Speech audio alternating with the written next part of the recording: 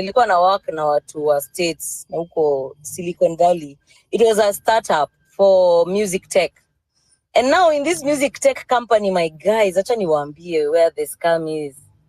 The scam ilikuwa hiyo part ya kusema ati you need to work hard for a certain period of your life and retire early. You know, inakuanga ndio the basis of the American dream.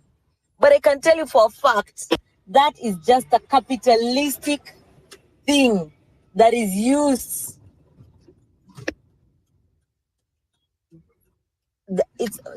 I'm just navigating. But it's a capitalistic tool to make you overwork. Like, unajipata una overwork deadly.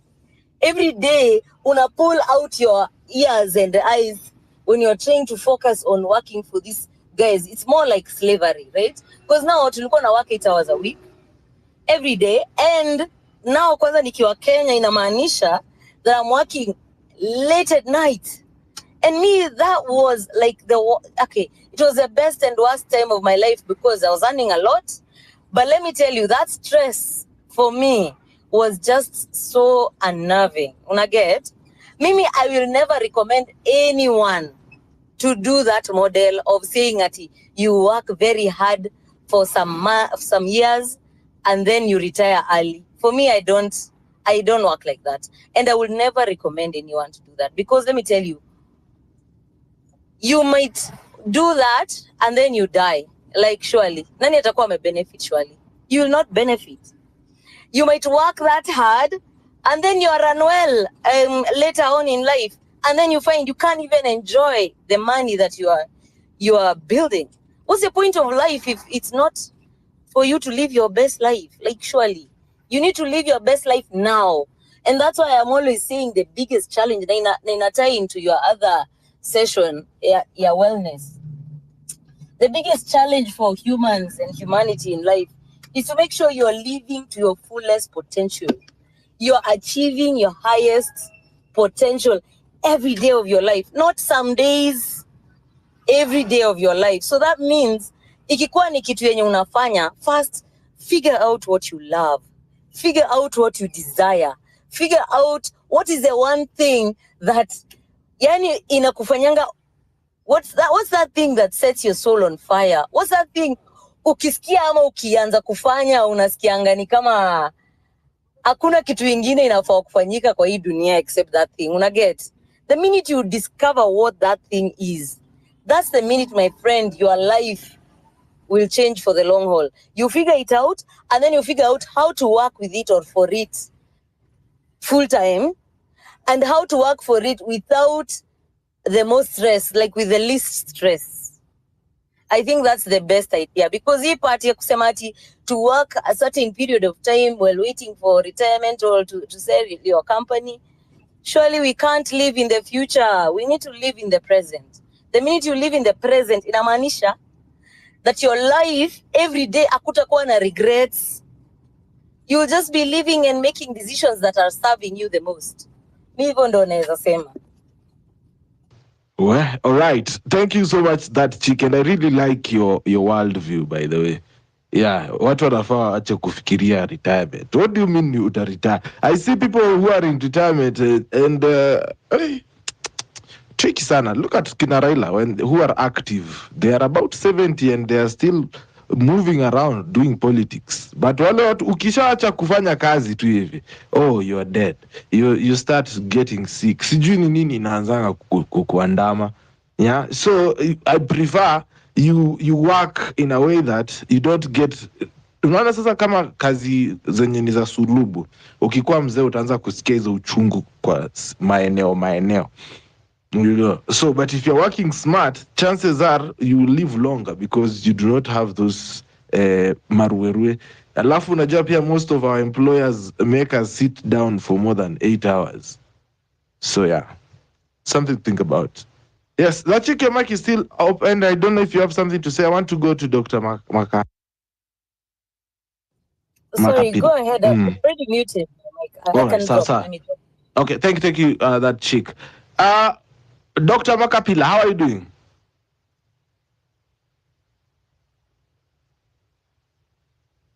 Makapila, how are you doing? It was Saftonia.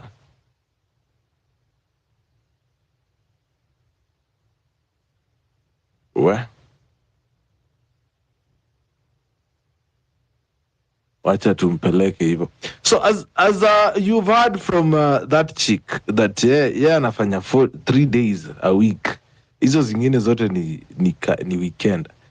Many people cannot do that.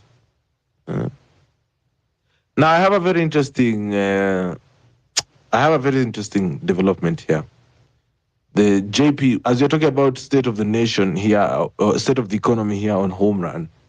1 hour ago, this is a press release that has been released by the Central Bank of Kenya. So the Central Bank of Kenya announces the granting of authority to JP Morgan Chase Bank, NA of the United States of America, to establish a representative office in Kenya by the name JP Morgan Chase Bank, NA Representative Office, Kenya. This authority is granted pursuant to Section 43 of the Banking Act and follows the fulfillment by the JP Morgan Chase Bank NA of the stipulated authorization requirements. Under the Banking Act, representative offices for foreign banks in Kenya serve as a marketing and liaison offices for the parent banks, and affiliates are not permitted to undertake banking business. The JP Morgan Chase representative office will operate in line with this requirement. So JP Morgan Chase will not be doing business. They're just using it to market. JP Morgan Chase Bank NA is a financial conglomerate domiciled in the USA. It operates in over 60 countries worldwide, offering services ranging from asset and wealth management, commercial banking, investment banking, and financial technology. In establishing a presence in Kenya, JP Morgan Chase Bank NA seeks to explore business opportunities in Kenya and wider East African region. The JP Morgan Chase Bank NA Representative Office Kenya will contribute to the diversity of Kenya's financial sector and catalyze trade and investments. Additionally, the authorization of the representative office affirms Kenya's standing as a premier financial services hub. What are your thoughts on that issue of JP Morgan Chase being taken over, coming to Kenya to have a representative office? What are the indications on that? I'd like to hear your opinion as we continue having this conversation. So Culture is saying, follow the money. JP Morgan holds Adani stocks. This move is probably to facilitate money laundering, which will not benefit any Kenyan. JP is not a banking branch in Kenya. Instead, they aim to evade US regulation and collaborate with Adani and the Kenyan. This is quite something. Richard Nya, what are your thoughts on this one? Hapo niko nunge kidogo tu ni absorb. Hata mimi nimeipata tu saa hii nasema hii ni gani? Let's hear, if you're in the listener panel, you can help us break down. Hii representative wanasema kwamba JP Morgan Chase imefungua branch Kenya, but hiyo branch it's not a banking branch, it's a representative office. So basically JP Morgan Chase wako na ofisi lakini hawafanyi banking hapa Kenya. So that is the authority they have been granted by the Central Bank of Kenya, as per this report that I have read shortly ago. So yes, it's a very interesting development. Yeah, very, very, very interesting. That is CBK released on October 14th, 2024. That was like about an hour ago. It was released at 5 p.m., 5 or 7, huko even wanatuambia, at 4 p.m. So yes, how are you doing, Malia? I'm good, Pipita. How are you? I'm fine. Karibu kwenye show. Asante. Ndio nafika nyumbani. Sasa, that's just a sign that Kenya is becoming a money laundering hub. There's a lot of liquid. There's a lot of unbanked or unbankable money. So you see with their links, you can be able to put your wash money there, and you get your security. You don't have to be monitored so much like with the local banks. It's opaque. Na unakuwa una operate in dollars, unasema una invest in Nasdaq. It's not a good sign. It's not a good sign at all. Na ninaona inflation inakuja. Inflation is Tuko coming. karibu kununua mkate 100, unasema hivyo. Why? You wait. Naona tu. You know, and there's a lot of nini la inflation lazima ikuje. So it's not a good sign. That is a sign. First of all, you know, there's a lot of liquid which is in the market, which watu wameficha pesa kwa ma container cause traceability. Lakini sasa with these guys, they can hold that money for you. They can trade for you. Kuna njia za kuficha. And like if you are to go to Equity or any other bank. So inflation, ngoja inflation. Because that's not a good sign at all. Hiyo ni money laundering inaenda kuhappen hapo. A lot of money laundering. Unajua, most guys who are having that liquid cash, they're investing in real estate. But real estate ni kama inaenda kuwa na glut. Because sasa place ka Kileleshwa, Kilimani, the houses are too many. Watu walieka pesa yao, watu waoshwash walieka pesa hapo kwa kubuild hizo whatever high rises, but they are not getting buyers. The place is full. They have built. So these guys can be a better conduit, because now instead of you investing in kujenga high rise, which is having a glut, you're going to put the money in Morgan Chase, and then they'll just put it for you. You know, you're looking for a place to hold your money where also it doesn't get devalued. So they do for you. You instruct them or they advise you to kununulia hizi shares hivyo. So you no longer have liquid now, because unajua pia liquid inakuanga mbaya sana, ina depreciate. Na sasa manyumba, houses are not doing so well nowadays, especially hizi apartments. They are not doing very well. They are doing poorly. Hata ukienda tu kwa any social media, you can see the number of apartments which are being advertised. Na saa ingine unaona one particular, you see them like hata unaweza ziona. Unajua kitambo houses used to go so fast. Apartments zilikuwa zinaenda haraka sana. Saa hii Kenyans are not buying those things. Sana Kile, unajua Kile na nini, it was a good address, Kilimani. It was a good address, but now the problem is hakuna maji, barabara ni ile, so jam is crazy. Lazima mnunue maji na baus. So guys are not, watu wanunui. So for guys who want to money launder now, these guys are going to help a lot. Hata wachana na Adani, kuna watu wenye hii Kenya wako na pesa. Zenye, especially these politicians, so unajua wanaibanga pesa na cash, kwa sababu you cannot follow cash. So wengine wako na mpaka ma containers kwa nyumba, wengine basement, pesa imejaa huko. Karibu yaribikie huko. So but the bad thing is that itaharibu, inflation itakuwa high.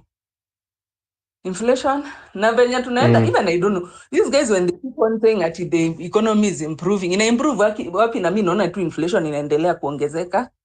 I'm not saying like this economy is improving at all.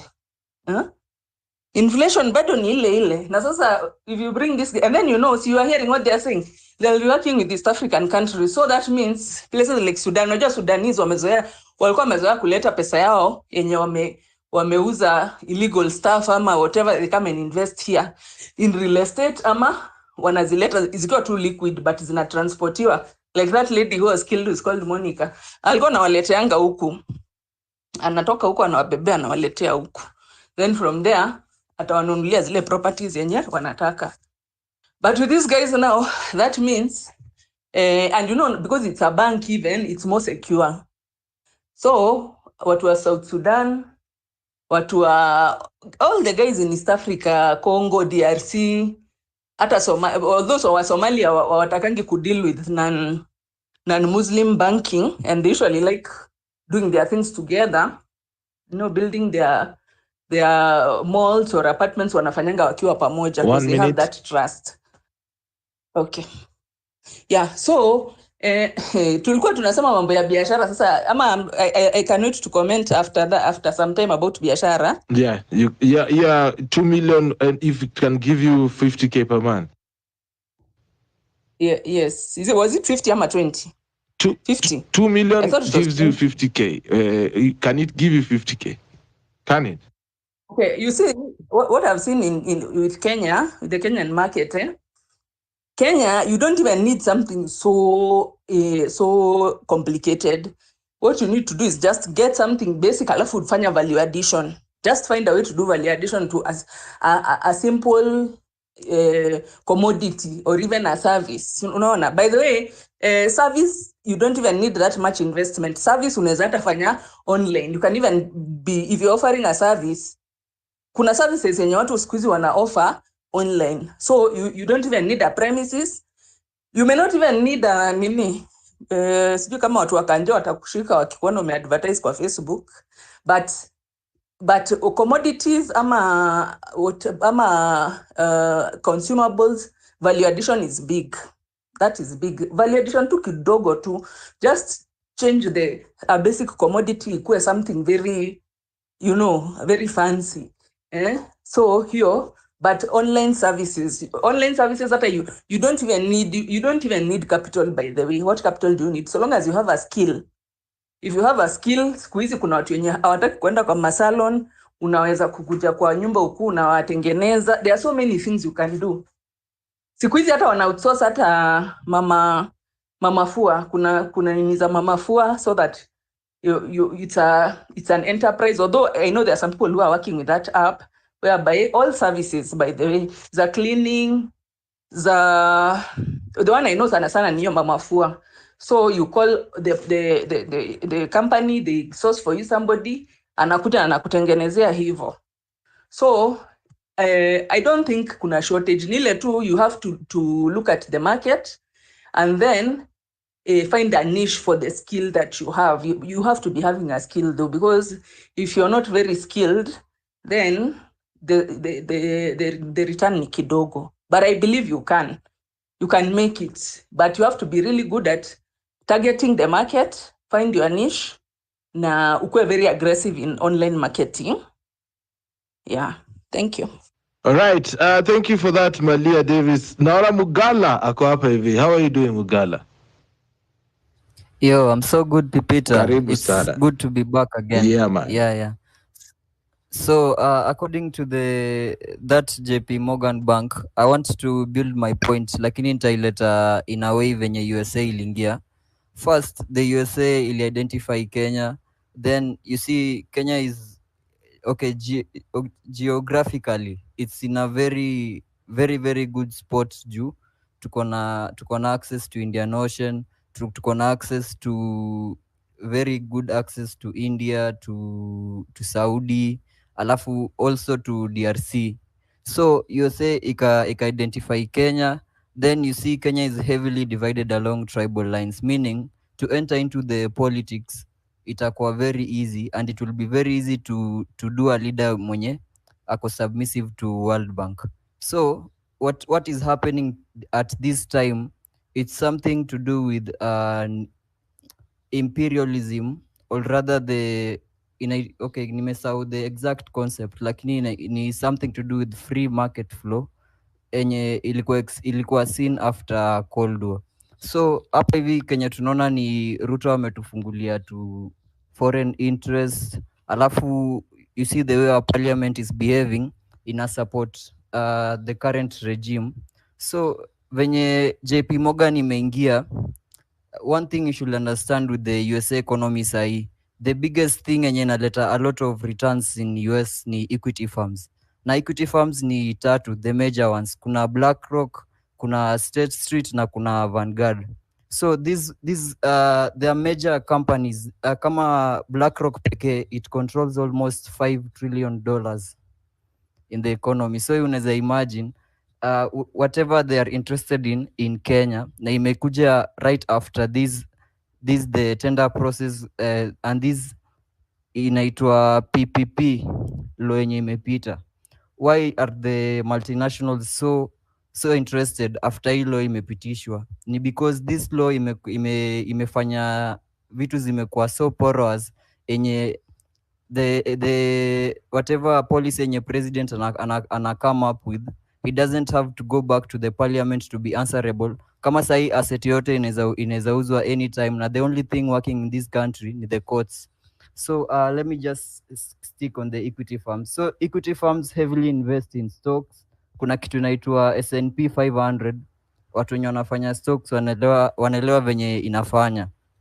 But the economy is not on the state of the economy is not working really well.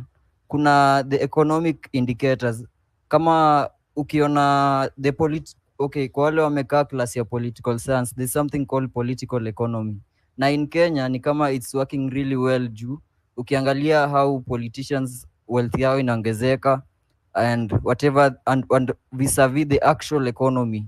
Kama sahi we ni business owner, you know how hard it is ama whatever the economy is behaving as per now.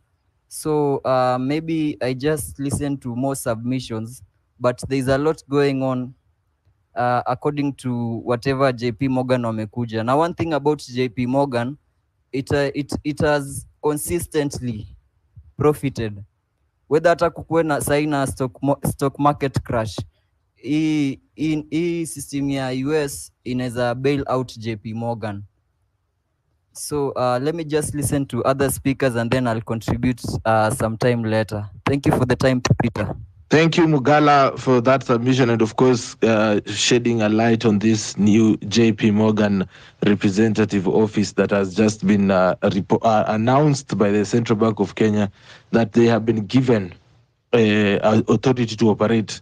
It's not banking. They are not operating as a bank. They are just operating as a representative, like a marketing firm.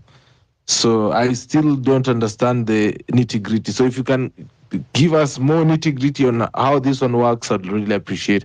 Of course, we are also talking about, as a business person, can you make 50K in profit from 2 million shillings, and what business can you invest in, or what can you invest 2 million shillings and get that in profit?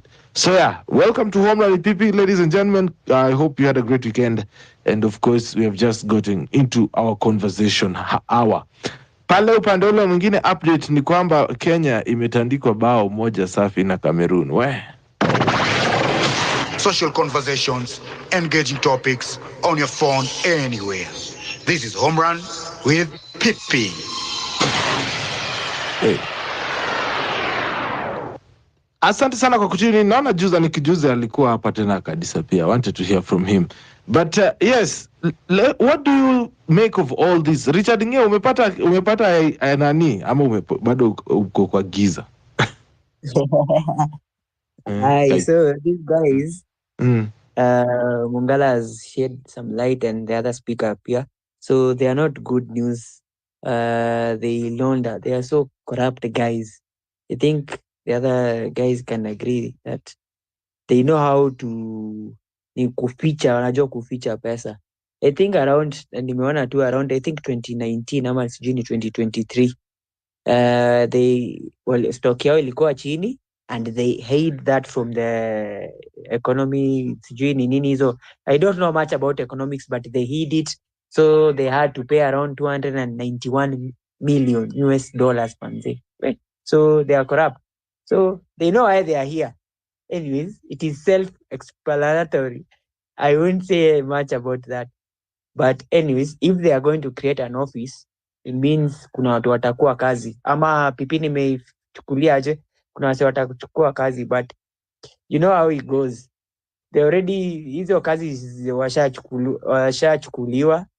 Yes. So these guys, they spell bad news to us. If you're like PP ungekuwa politician, then unaweza safisha doo zako kupitia hapo. Ama did I get it wrong? Anyways, they're not banking, they're just marketing. They're not banking. Okay, they are so corrupt. Yes, yeah, yes. That is one thing we should know about them. There are also government related. You see, they operate in over 60 countries. Yeah, so you can tell. So let me hear from the rest and then we'll continue. Sawa. Malia? Yes, nilikuwa nasema aje, unajua there are people who have noticed that watu wanabeba pesa mingi sana. Unaona venye Wavinya Ndeti alikuwa amebeba pesa, watu wanabeba pesa mingi cash, unaona? Cash. So they want you to put that money in there. You see? Instead of ubebe cash uende nayo uende kushukiwa huko kwa airport. Juu hii pesa ikiibiwa wanaendaka wananunua manyumba Dubai, usually it's houses, but then most of the time inakuwa manyumba na land, those kinds of things. Lakini sasa before you know you can't put that money. Kama sasa mimi ni governor nimeiba pesa, siziweka kwa account yangu, unaona? I have to physically get the money, ninaiweka kwangu, then if I want to take it to another country, I have to find a way in which I have to move that money without a paper trail, unaona? So is our tukiona wamekuja, it's because kuna venye wameona that our politicians, they need somewhere to put their money. Because hii pesa inawapea headache how to move it, unaona? Because they have been buying manyumba Dubai, but manyumba mingi sana Dubai, they are bought by these politicians. Unanunua tu as a way of keeping the money, because now huwezi weka kwa bank yako, unaona? Then maybe unaiweka kwa jina ya like Obado ninasikia Australia alikuwa ameweka like 3 billion kwa jina ya kijana yake. I am not sure how he moved the money because there is no connection. Hakuna uwezi link hiyo pesa ilitoka wapi, but kijana yake yako na 2 billion in Australia, unaona, kwa account yake. So you wonder how did it even move. So these guys, me what I've seen is that wameona there's a good market, because by the way Kenya is a money laundering hub. Pia watu wa South Sudan wanafanya money laundering hapa, watu wa DRC, West Africans, kila mtu anafanya money laundering hapa. This is the main place for wash for money laundering. Kama unajua umechota pesa pali umechota unaleta huku. So they are saying there is a lot of liquid. Unajua there is a lot of liquid which needs somewhere to go. Si ati kuna kitu ingine wameangalia, but now you see also there's a problem. Hiyo liquid pia if they mop it up, pia inflation, unajua inatusaidianga pia, because it means that there's money which is going around in the economy. So unajua economy is an ecosystem. So hiyo kidogo wakijenga, watu wa mjei watapata hiyo kazi nini. So the money is at least circulating somehow. So sasa hii they want to make it hiyo style ya inatoka Kenya inaenda Dubai, ama inatoka Kenya inaenda Australia, meaning there's no benefit to the economy. So that's why I'm telling you, venye naona inflation will also go up. If those guys really mop up that money, inflation itaenda juu. Thanks. Okay, I don't know if there is someone else who has a different thought on that as well. As you know, ladies and gentlemen, we have new news that are coming to us that JP Morgan Chase has opened a representative office in Kenya.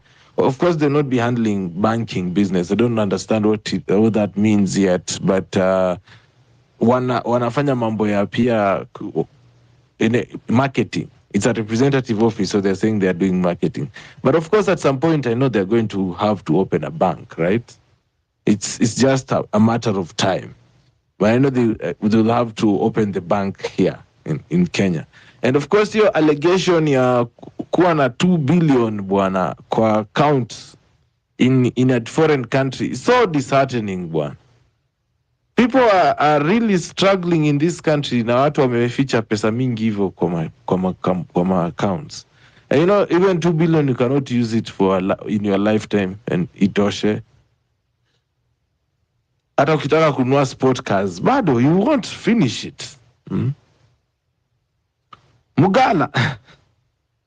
Pipi, I hear your pain. Buda, acha kuwa emotional, bro. Nimekasirika. I am mad. You know, when you offshore money like that, najua sasa unasikia people are offshoring money so much that the country cannot handle it. Then to think of it is that it's only what I think. Unajua historia yenye the Kenyan economy is led by I don't know 8 people or 8 families. You had that story. Yeah, it is Kenya ina the economy ya Kenya inashikiliwa sijui na family 8 ama na alafu sijui how many other Kenyans sijui ni wangapi. Did you hear that story? Sikuisikia. If you have a link of it, maybe share to us ama utupatie in prose. Wacha nikipata nda kujulisha. Okay, sawa. So yeah, pia huko hivi Uganda ni kama tuna lose. Guys, can you believe we spent 7 billion in I think in last year peke yake kwa sports? They were working on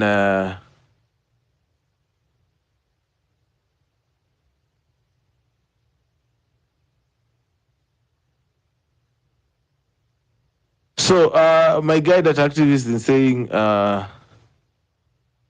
anasema speaking of retirement, did you know the word retire is not in the Bible, it's man-made. Aya, mnasikia?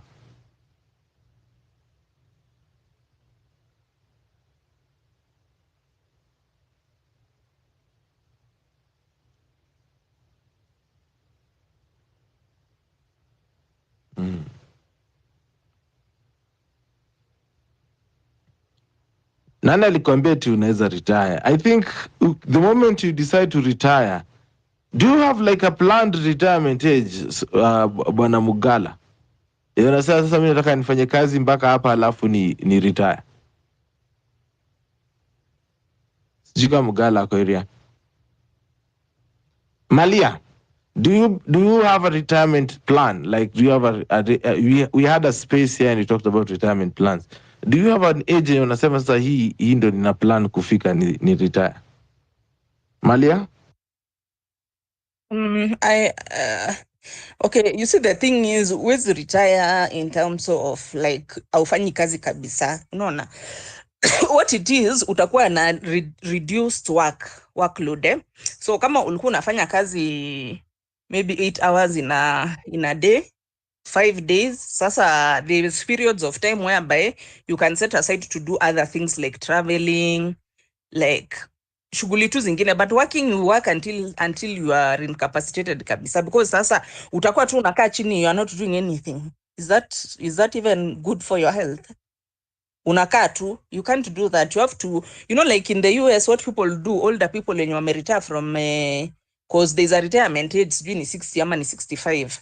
So ukitoka hata una volunteer for free, unaenda kufanya kazi, maybe you had a area of specialization, venye watu wanaendanga internship. Sasa wewe unaenda kufanya kazi hata kama ulipwi, just to keep you active, unaona, so that you are not, you know, now a human being, work is part and parcel of a human being. Sasa at times that's why you see some of these billionaire kids, they end up even dying young, because mtu ni kukunywa tu, ni party after party, so you find they don't have purpose. Unajua, that's why you find that how kids of very loaded people, their lives at times are wrecked, because hawana sense of purpose. Juu sasa we hakuna kazi unafanya, hakuna kitu yenye pesa iko hapo, it's just party after party. Now a human being cannot be able to sustain that kind of a lifestyle. Either you'll die prematurely or mwili tu pia itakataa. Then you see, that's why you're saying ati watu wengine wakiretire wanakufa. Sio ati ni ugonjwa inawauanga, ni idleness. You know, when you are an idle mind, pia your body inaanza kudeteriorate. When you're active in your mind, also the body inachangamka hata kama uko mgonjwa. So you see the person who is busy. Ukiona ule mtu mwenye after retirement ako busy, they can live up to 100 years. Unaona kama Njonjo. ule alikuanga chief justice ama ule alilive to be 100. He used to go to work like every day at 9 o'clock. After anaamka ana swim kwa swimming pool yake hapo, anaenda kwa kazi, anakaa mpaka around 3, then anarudi home, and that's somebody who is almost 100 years old. Sasa wewe utaacha aje kufanya kazi ati you retire tu, unless if you're having something like traveling, which maybe if you have the money then you can be travel, but hata hiyo traveling you cannot travel 365 years days a year. Lazima ukuwe kuna kitu yenye unafanya. But I saw there's a documentary niliona ya retirement home in Florida, whereby old people wanalipanga a lot of money to go and live there, lakini ni more of mastarehe. Unaenda mnafanya golf, mnafanya dancing classes, mnafanya but those are very elderly people, sio watu wa 60 au ni watu kama wa 70, 75, 80 huko.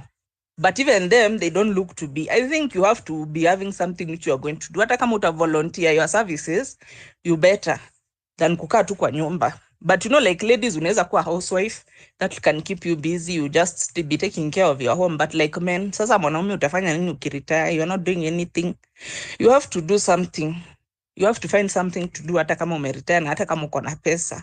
Otherwise you'll die early.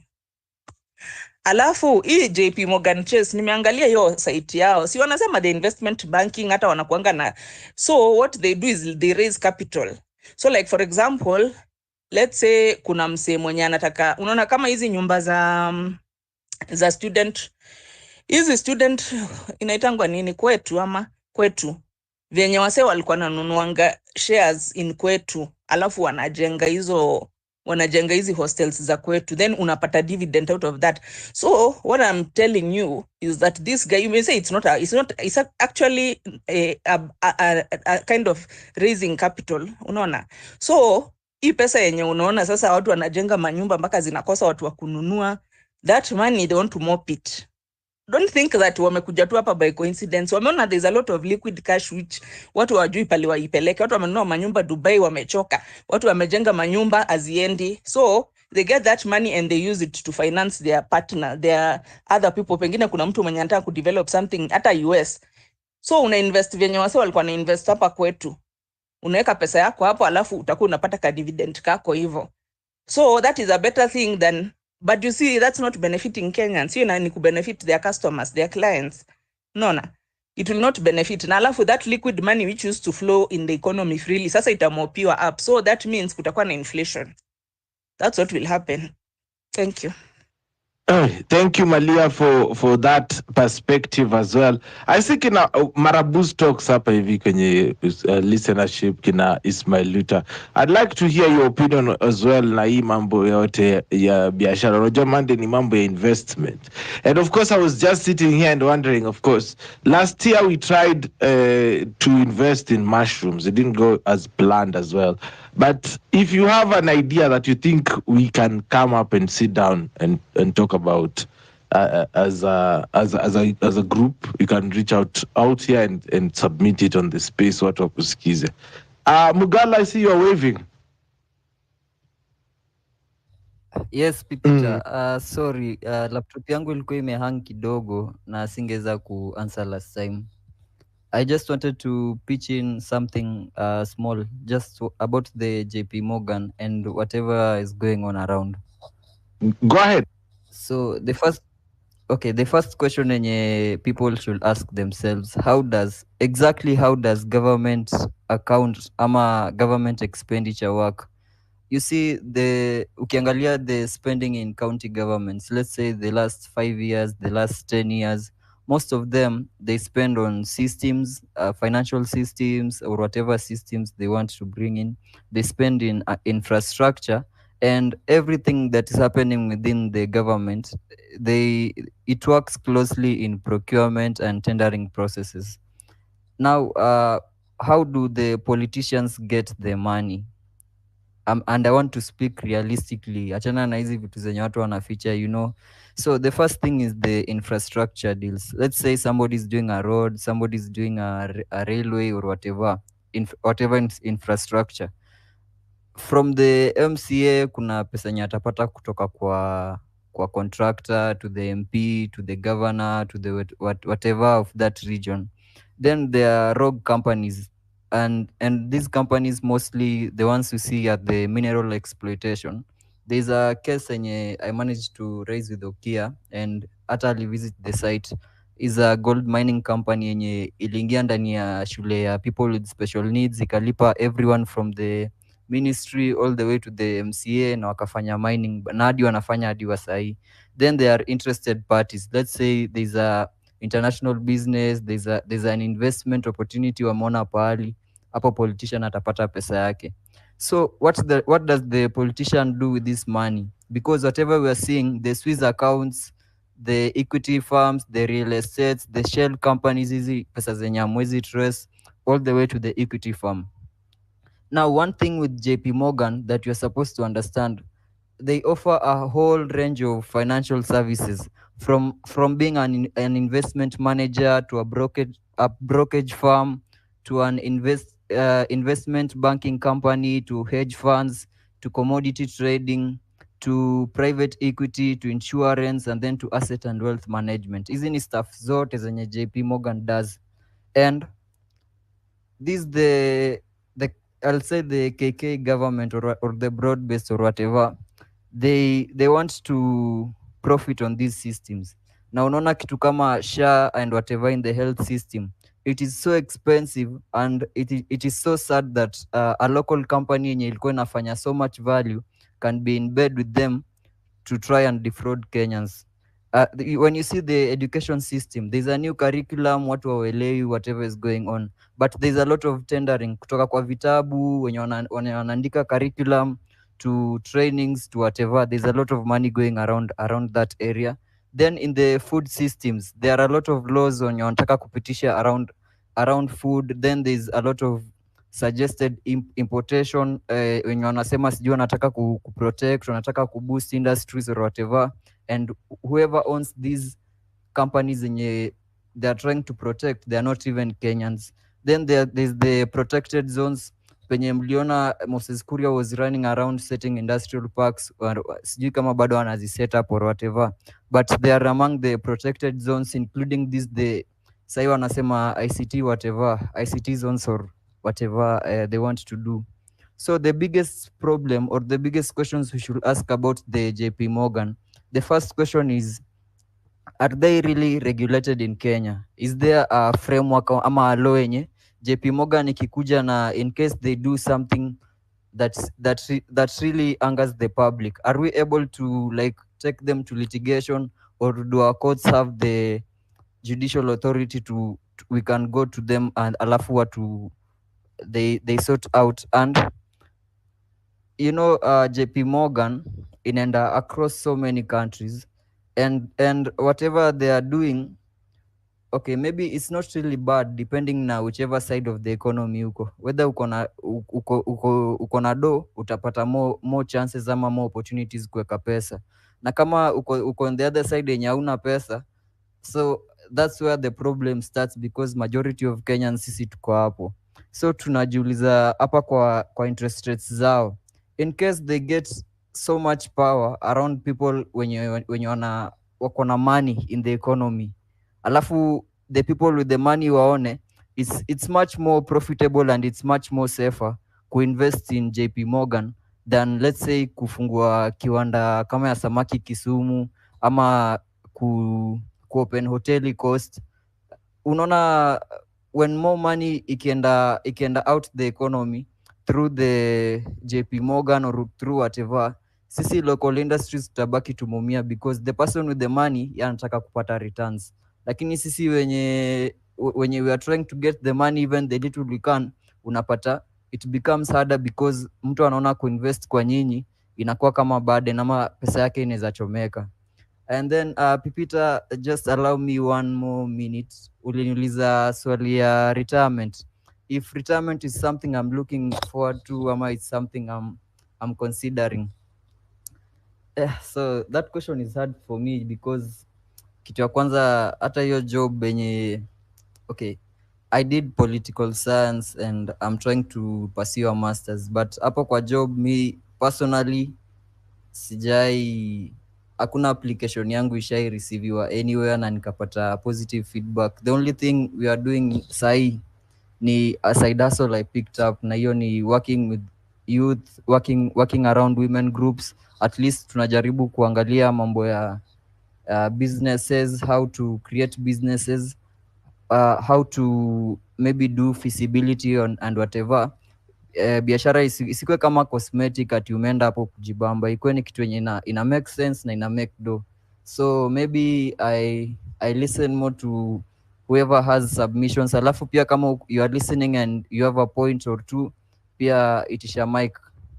Thank you for the time, Pipita. Asante sana for that. Naona Malia mina mkono juu. I'll not tell you guys to request the mic so that we can have more people coming in to talk to us. Shout out to everybody who's tuned in. The mic is always open here for everybody. We don't look at your numbers. Malia, talk to me. Yes, nimeona kwa website yao that they do private banking for minimum of $10 million. Sasa unaona hiyo sasa So hiyo si yetu hiyo. $10 million ndio ninakwambia kuna pesa wameona iko na haina pali ya kuenda. Unaona? Kuna pesa mingi iko lakini haina pali ya kuenda. Sasa cause this private bank ni $10 million minimum. So ujue hiyo pesa yenye imekuwa ikifloat hapa hivi ati, and the way that guy who has just left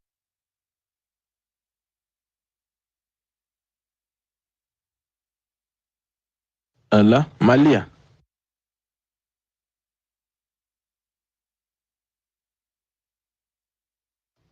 Malia uko wapi? Ala. Richard Ngera nisikia, I hope. Yeah, nakusikia. So hadi si umesikia tu. It's all about corruption manzi. Sasa 10 what? Ati umechukua $10 million, bro. Hiyo ni pesa. how much is that in Kenyan shillings? How many millions? 10, hiyo ni 1 billion.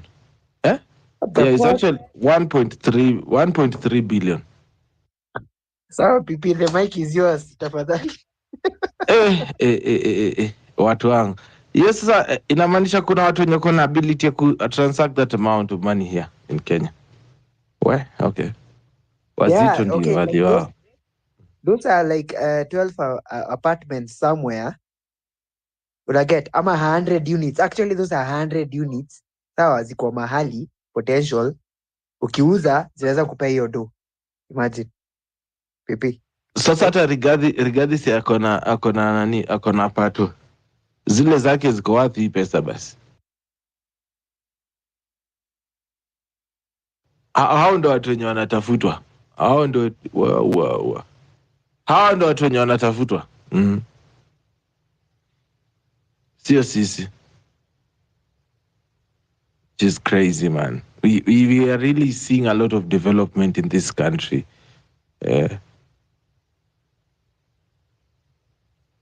Pipi, uko na ile song ya nani ya Kigeugeu by Jaguar.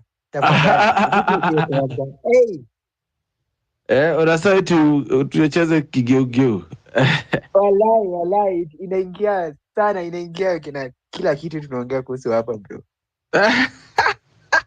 Nimekumbuka tu Kigeugeu. Unakigeukia. Funny enough, jamako kwa ako bunge sasa, anafanya vitu zile alikuwa anaimba. Very funny. I see Edwin ako hapa hivi ndani. Wanjera, request and say hi to us. Of course, on the other side of the country is tunafaa kuwa tuna qualify kwa Africa Cup of Nations, but we have lost the fixture. It looks like we are on our way to lose this fixture with Cameroon as a country. So basically, sisi hakuna kitu na work for us.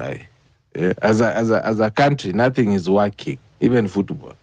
And of course, we are playing our away game, our home game in Uganda.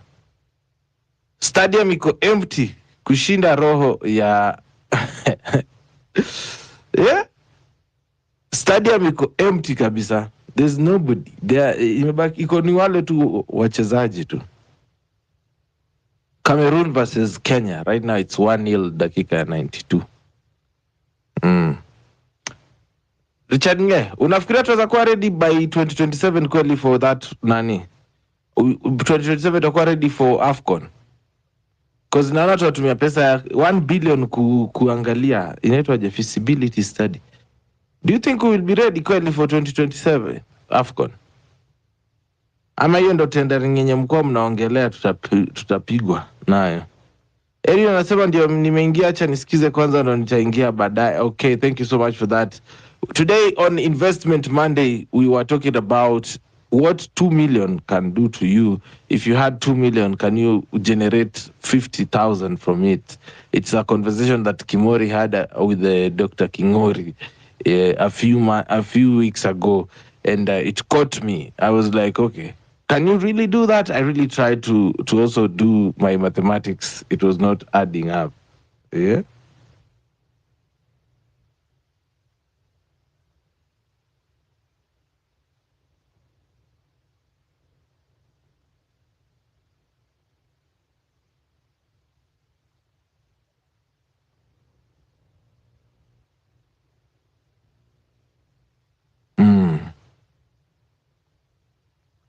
Leo mmegoma kuja kwa mic. It's all right.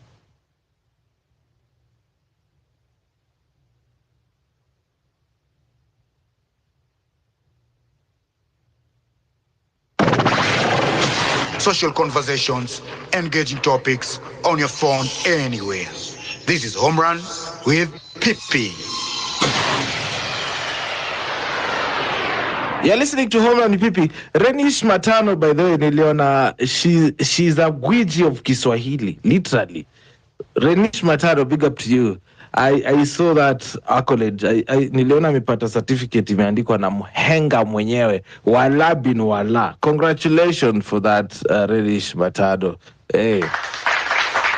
That's the type of wins we want to experience. So you see people winning like that. I hope ajaenda haipako hapa hivi. Yeye ni mpwito wa Kiswahili.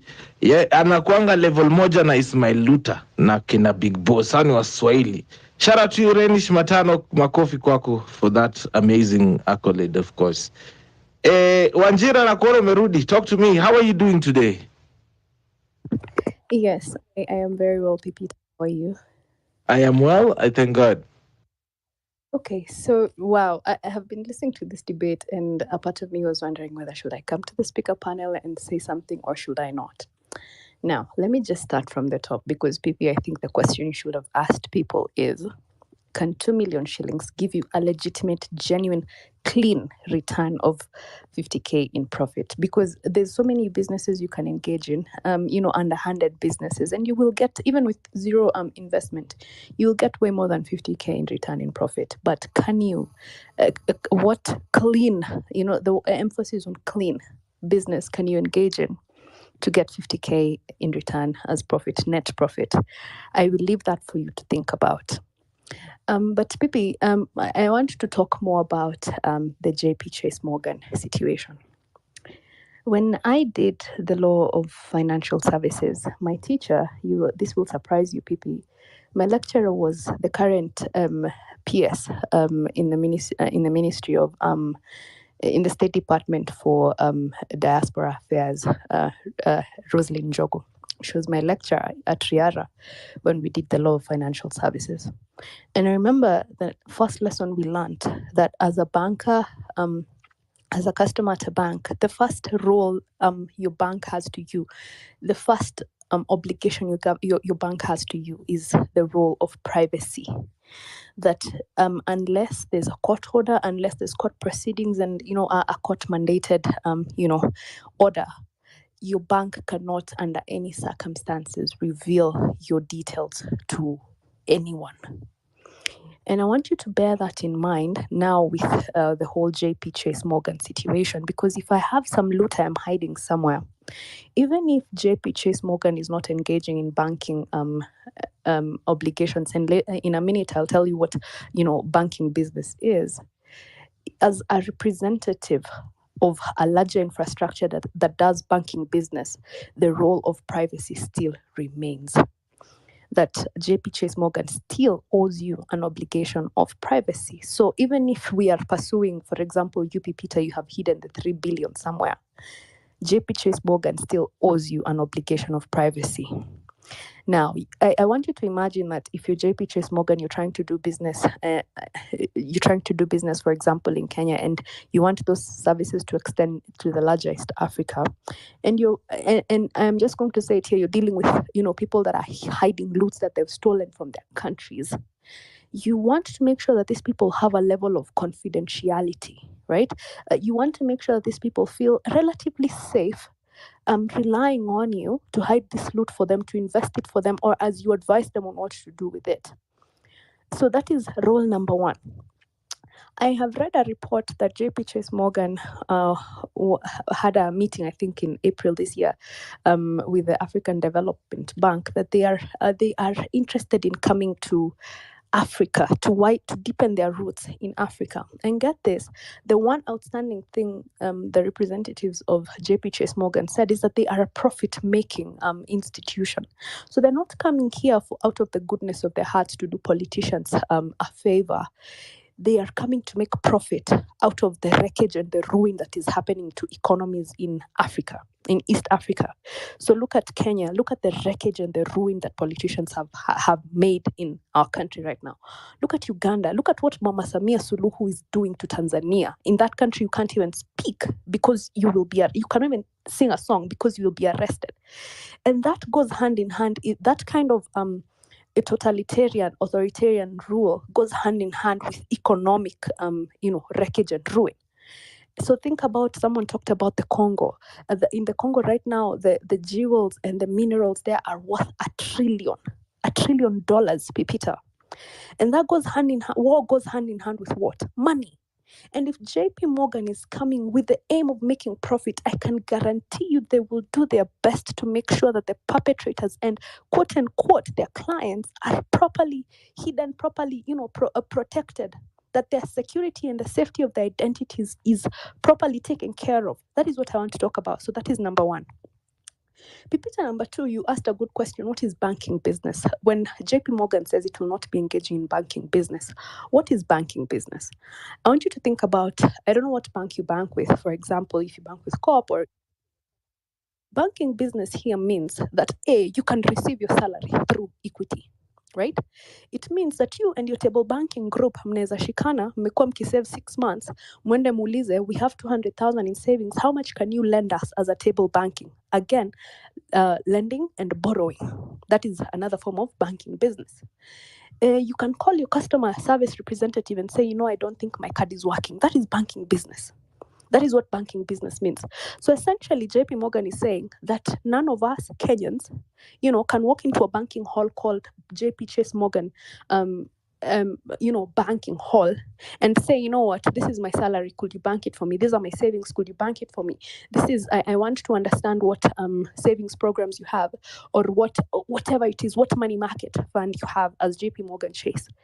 I want to, essentially everything you can do at Equity, everything you can do at COP, everything you can do at ABSA. That is what banking business is as a person with money, with an account. That is what banking business is. And JP Chase Morgan is telling you, we're not going to be doing that. In fact, PP, I would like to think that you are wrong. I do not think that JP Chase Morgan is ever going to open a banking hall written Apoju, we are JP Chase Morgan, and they will do marketing for it. Nothing. I don't think they will be.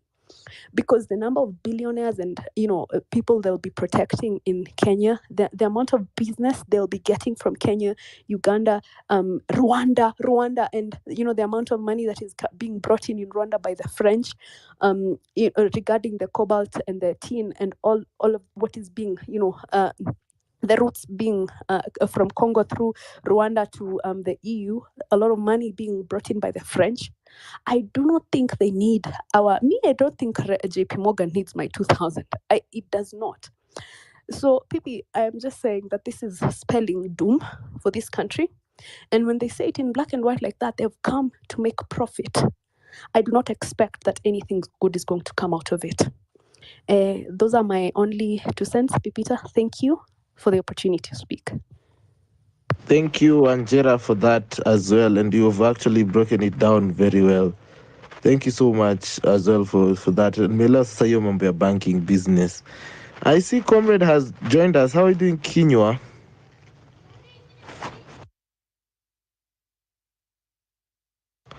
Comrade Watchman, unmute your mic if you can hear me.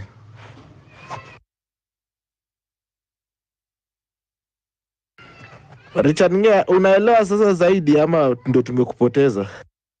Hey bro, hey, I have content. This guy, Wanjira, thank you for the information. You know, knowledge is power.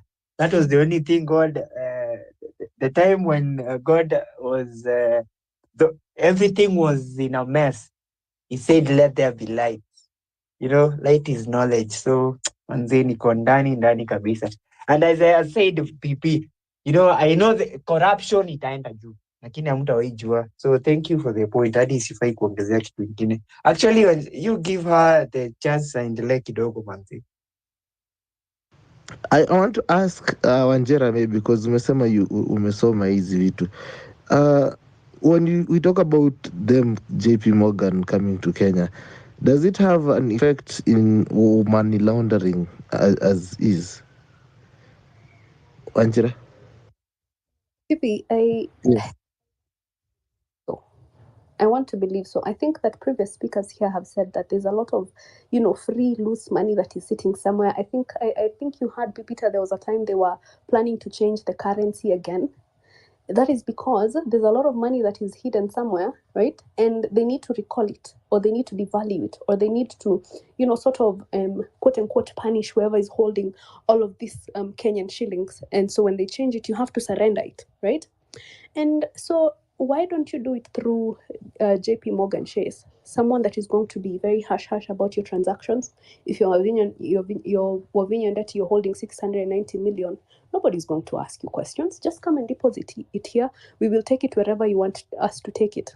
So I think, yes, Pipita, this definitely is going to be, it is sort of incentivizing theft. It is incentivizing corruption. It is incentivizing complete destruction of a country's economies. Because why not take this 1 billion? If, for example, I don't know whether you remember Kenneth Lusaka, the man that sold wheelbarrows at 100,000 shillings, Pipita, wheelbarrow, akauza 100,000. So if I sell 200 or 300, 3,000 wheelbarrows, how much money is that? And there's no problem because now I know where to take it, right? So this is essentially incentivizing theft. It is incentivizing grand corruption. And because, again, now this is actually a funny loophole. JP Morgan is not opening, like I said, a banking hall. Like they said, it is just a representative. Banks here in Kenya are essentially regulated by the Central Bank of Kenya. And you can also sue banks because they're essentially body corporates. Now, when it comes to JP Morgan, how are you going to go about suing JP Morgan? Because if they're not doing banking business, to what extent is the Central Bank of Kenya liable for the actions of JP Morgan? How do I sue JP Morgan from Kenya, which is essentially probably the oldest financial institution in the United States? How do I sue JP Morgan? So you can see how this is not in any angle a good thing. It is not in any angle a good thing. Those are just my 2 cents, Pipita. I'm sorry, I have extended to answer questions you didn't ask me, but I do not think it is a good thing, Pipi. Wow. Thank you so much, Wanjera, for that. I don't know if people are finding it a hard topic ama tu hamuna muda ya kuongea leo, but it's an announcement that Central Bank of Kenya made today at around 4 p.m. that JP Morgan Chase has been authorized to open a representative office. And of course, we are just trying to talk about it and its implication. I saw Malia was here, but aka drop akaenda kabisa.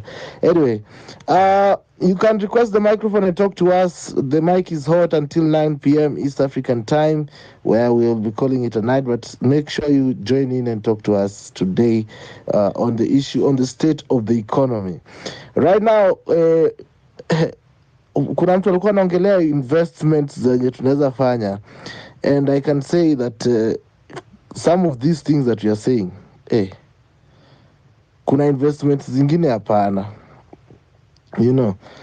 na kuna story nimesikia hapo ya vile tenders zinatolewa. I think a lot of cash is flowing in the country, a lot of loose cash yenye ingekuwa kwa mifuko ya watu. Umenikumbusha hasira ya Ken Lusaka, because I remember this guy used to helicopter from his house to the office. Na ndio amemrudisha kwa kiti tena. Sahii amejifundisha mchezo. He's very quiet, not doing all those shenanigans. And of course, the country loses a lot of money to budgeted corruption. That they say we are planning to build a couple of roads, and in the process of building those roads, they have already budgeted in there like 200 million, 300 million extra, which now these contractors have to bring to them in cash. Sijui kama tunapatana, sijui kama nina make sense, but I believe that is how most of these people end up having a lot of cash. Because how do you have a whole container of money, really? How? Jamani, na ni thousands. Nyinyi matajiri huku nje. Luka Matoke, how are you doing?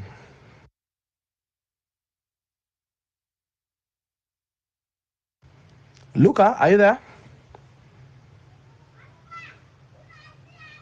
Ala, bwana Luka ni kama ameenda missing tena. Wanjira, I hope you can hear me. Hello, Hmm? you can hear. I think Luca ndo atusikii. Luca, request the microphone again. I think I'm gonna have to draw you out there again. Yes. So as I was saying, this budgeted corruption you have to pay, and you see hata mtu anaongelea story ya kukuwa na 2 million and you're budgeting on bribes. You have to budget for bribes too, guys. Hey, which is very wild. Budget for bribe nikifanya hii kazi hii 200k ni ya kupatia watu za macho. I don't think we'll ever go anywhere if we have this mentality. And the looting that is going on in this country, let us say it as is of magnanimous sijui hata naweza sema size hata sizo. Wanaiba kuiba. And if you see these institutions that involve themselves in these things, za pesa movement, 60 countries, that is JP. So if you get into JP Morgan, you can access your money in all those countries. So in case these people have to get out of Dodge, they can easily disappear. Wanjera, your hand is up. Baby, me, I just want to ask you, and I think I need us to think of it very critically. The government announced, to Jews, yet it's not even been a week, the government announced that by 2030, they want to solve the water problem in this country. Sounds like a good thing, correct? Do you know how much money Pipita has been allocated to the water problems in this country? Can you hear me? Yes, 81 trillion. $1 Pipita, is it $1 trillion? No, $1 trillion Kenyan shillings. $1 trillion Kenyan shillings. 1 trillion. Pipita, trillion. Am I saying it correctly? Trillion. Between now and 2030, it's just 6 years. Pipita, $1 trillion shillings. And if just look at Google at Asaitu. 1 trillion shillings is being dedicated to solving the water issues in this country by 2030. So in just 6 years, 1 trillion shillings is going to go into solving the water crisis in this country. I don't know what to say. Ketraco has signed a deal with Adani. Is it 94.5 billion? Pipita. 104 billion is being allocated towards that shisha site. It is not even working. More money is going into Adani at the airport, sijui money where, in billions and trillions. Yani, Pipita, we have normalized the use of the word trillion and billion. That is how rich this country is. That is how wealthy this country is. That someone can say $1 trillion in 5 years, and it sounds like it is an okay thing to say. Today, I don't know whether you've seen, there's money that is coming into the country in, I think more than 290 billion is coming to help sijui the Central Bank of Kenya, sijui something, shortage money, something. 290 billion is coming in. And I can tell you, Pipita, hiyo labda itakaa ikiwa hash, right? That is not money we're going to be told about. And if you are not in the know, you are never going to know. 290 billion is coming into the country. And right around that time, when the billions and the trillions are being thrown around like confetti, is when JP Morgan Chase is coming waving that flag, which is, we are here, profit making, investing, helping developing countries in Africa. Yeah. Do you think it is a coincidence? Do you think it is a coincidence? Because we need to think about all of this is one big puzzle, and what the government is doing is throwing us pieces of the puzzle. They throw us a middle piece, and every time we're trying to figure out which piece goes where, another piece is thrown somewhere. I'm just saying this is not coincidence. Yeah. If Must-Go is a one-term president, he's not going down without a fight. He's not going down, he's going down wealthy, and his buddies as well. So think about it, Pipita. Think about it. Leo umeamua kunipandisha blood pressure Wanjira, and I accept. Yeah, thank you. 1 trillion. Sasa hiyo 1 trillion ni dams ama ni nini? Ni ya kujenga dams ama? You don't know. Even me, I'm waiting for it. Kama tungoje 2030. I don't know. I don't know what to say. Ama jamaa sijui anataka kujenga nini. Anyway, Edwin, habari yako? Unmute your mic, Edwin, if you can hear me. Ala, ni kama Edwin atupati. Edwin, mimi nakupata bwana. tuongeleshe gang. Habari ya kushinda. Nzuri sana, labda yako. Tulisema hii Kenya hii sasa ndio ile Murime walikuwa wanasema isiguzwe juu. Sasa yani siku hizi wizi tu ni kila mahali. Kwote. Nasema nakusikia. Unajua saizi Kenya hapa hivi imekuwa ni like, yani sasa hii imekuwa ni kama ni tabia yenye sijui tulizaliwa generation hii ya watu ya 80s hii, ukikuja 90s tulipata, so it's like everybody's just a thief, a potential thief. Ile opportunity tu ndio tunakuanga tujapata. Sasa ukiangalia saizi, go to any institution, whether it is a ma private government offices, yani anywhere, yani Kenya it's a crime scene. Yani hii inafaa tu kwa cordon D, yani like ifanywe tu investigation tu kuanzia kila mahali from Mombasa to Lodo to everywhere, because venye tu umesema hapo hivyo, unajua ile wizi yenye inafanyika hii Kenya saa hizi bwana, hata sijui ni aina gani. Ndio mimi nashangaa sasa generations zenye zinakuja zitapata kitu kweli ama zitapata kama tumekula kila kitu. Hii ni maombi tu hii. Sasa hata hii ya Mungu kutumana, akuje tu mwenyewe. Mnanibambanga na hizi lines zenu za TikTok, eti Mungu kuja mwenyewe. Usitumane. I like it. Data activist, habari? Mzuri sana Pipi. I would like to contribute to this, and I like that Wanjira is on the speaker panel, and you guys are speaking about the theft. Kwanza, I will speak about it using numbers. Wacha niwaoneshe.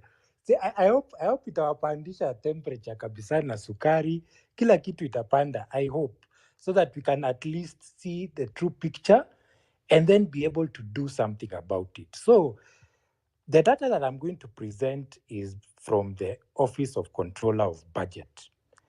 And I've analyzed 2023, 2024 in comparison to 2022, 2023. Now, when I analyzed this, I asked myself a question. Is the Nakuru, this is for Nakuru, is the Nakuru County Executive deliberately sabotaging the Public Service Board? Now, why I'm asking this is because the Public Service Board is the one in charge of ensuring that county staff are the ones who, the IPPD system is followed, they manage the county staff and all that. But let me give you the numbers. The Controller of Budget report for 2023-2024 states in one of its recommendations to Nakuru County that, and I quote, the government requires that salaries be processed through the IPPD system, and the county is advised to fast track the acquisition of unified personnel numbers for their staff. The County Public Service Board should regulate staff engagement on contract and casual workers as provided under Section 74 of the County Governments Act 2012. Further, strict compliance with the approved staff establishment should be maintained. Now, this end of quote. This is a recommendation that you see in most counties that comes from the controller of budget, and it is not adhered to. And why should this be alarming? Let me give you some numbers again. Staff costs accounted for 50% of the county's total expenditure between the period under review. That's 2022-2023, 2023-2024, that period. 50%. It means for every 100 shillings the county was spending, 50 was going to personnel. Now, Nakuru County closed the financial year 2023-2024 with recurrent pending bills valued at 1.1 billion, which was an increase of 61% from the previous financial year. An increase of 61%. Yeah. Then the County Public Service Board was allocated a budget of 3 million in 2023-2024, down from 6 million the previous year. So the development budget for the Public Service Board was reduced by half. It was reduced by half. And this is the same Public Service Board that is supposed to be implementing the recommendations, these specific recommendations from the control of budget. Yet it feels like they are being defunded. Yeah? Then again, the Public Service Board had a development expenditure of 3 million.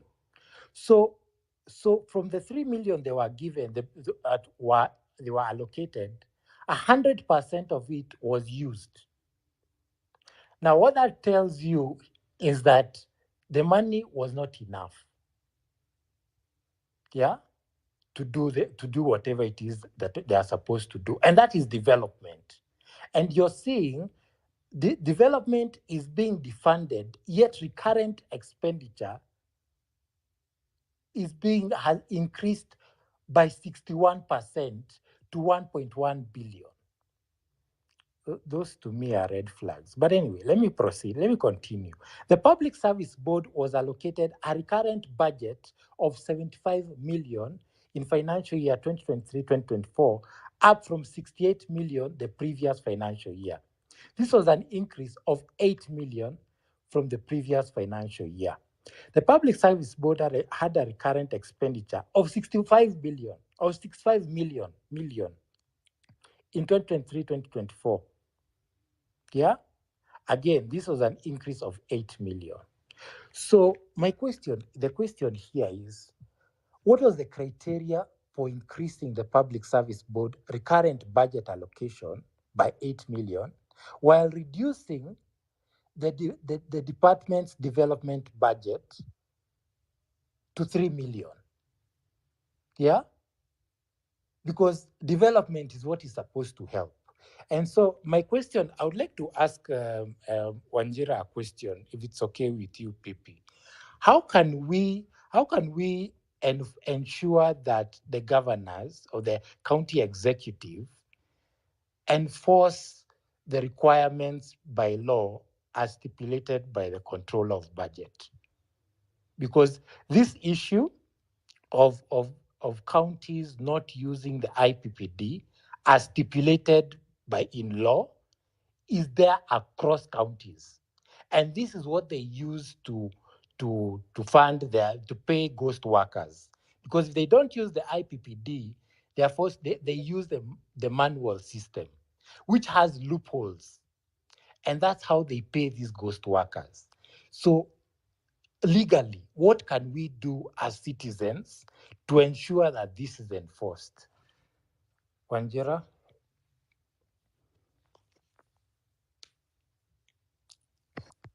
Just give me 1 minute to think about it. Okay, no problems. That's okay. Let me. While Wanjira is thinking about it, I don't know if you wanted to continue your landing. For now I'm landing. But let me say, there are many things that happened in counties, and based on what you guys are talking about, JP Morgan Chase, I'll give you a scenario. This government is very, very good at trickery in terms of letting us see one hand while the trick is being done on another. Classic misdirection. So think of it this way. How many guys have come into this new government who were previously in the county government as governors? Yeah? And we know what this government is known for. Yeah? These guys have come to the government with monies that they got from their counties.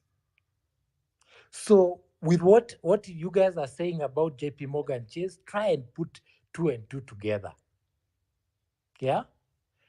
Certain guys have come into government, the cases have been withdrawn. They are stealing from their county governments. The cases have been withdrawn. Why? Yeah? And with what you guys are saying about JP, by the way, it is starting to add up. The stealing won't only be at national level, it will also be at county level. There is a very big problem, and it's going to unfold. There is a very big problem, in my view. But as I learned, food for thought. Thank you, data activists. Wanjira, have you found an answer to what that activist said, or should we move on to Nderitu? Right now, Pipita, is the Constitution allows us the right to information. And how I see it is, if the system is not being properly or it is being misused, so that you can be able to pretend that there's, for example, 200 workers in your office. In reality, there's only 80. I think that calls for audit. If, for example, you're suspecting that, say in Kiambu County, there's the governor here is pretending to run a payroll of 300 civil servants or county workers, and that is not exactly the situation, then it's the constitutional authority to demand information. We demand information from the governor's office, then run a proper audit, and if you think that there's something wrong, run to the courts. That is the one thing that comes to mind immediately, Pipita. Sorry, Mama, 1 minute. Yeah, I think that is the one thing that comes to my sorry, Pipita. That's the one thing that comes to mind immediately. So information, run an audit, and then if there's something wrong, make your way to the courts. That's what I think from the top of my mind. I'd have to think about it further, PP, but that is what I think. All right. Thank you so much for that submission, Wanjira. Don't you worry, we are used to having people listening in with their family, so no much fuss on that. Now tunasema 20th October watakuwa Uhuru Park, we'll be there. Ndo hii nimeonyesha hiyo tweet ya Friday. Government sets aside 1.1 trillion to ensure all Kenyans have access to water by 2030. And Wambo is saying, looks like previously Kenya had blocked JP Morgan from entering Kenya, but after the CEO met with Ruto, they got allowed. Hey, kwani waliambiana nini? Hana Ndiritu, how are you doing? Ninasikika? Ndio. Thank you very much. The question I think that the activist was asking, the best thing we could do is to give the controller of budget powers. He has the power. If we give her the powers to open and close the tap when things are not working, I think that will help a lot. But for the moment, she just does her work. Then what do we do? anasema tu, and then what is there to be done? Unless somebody goes to the court, and that is not her mandate. That's why she fears also for her life. But if we give her the powers to open and close the tap, I think it will be much better.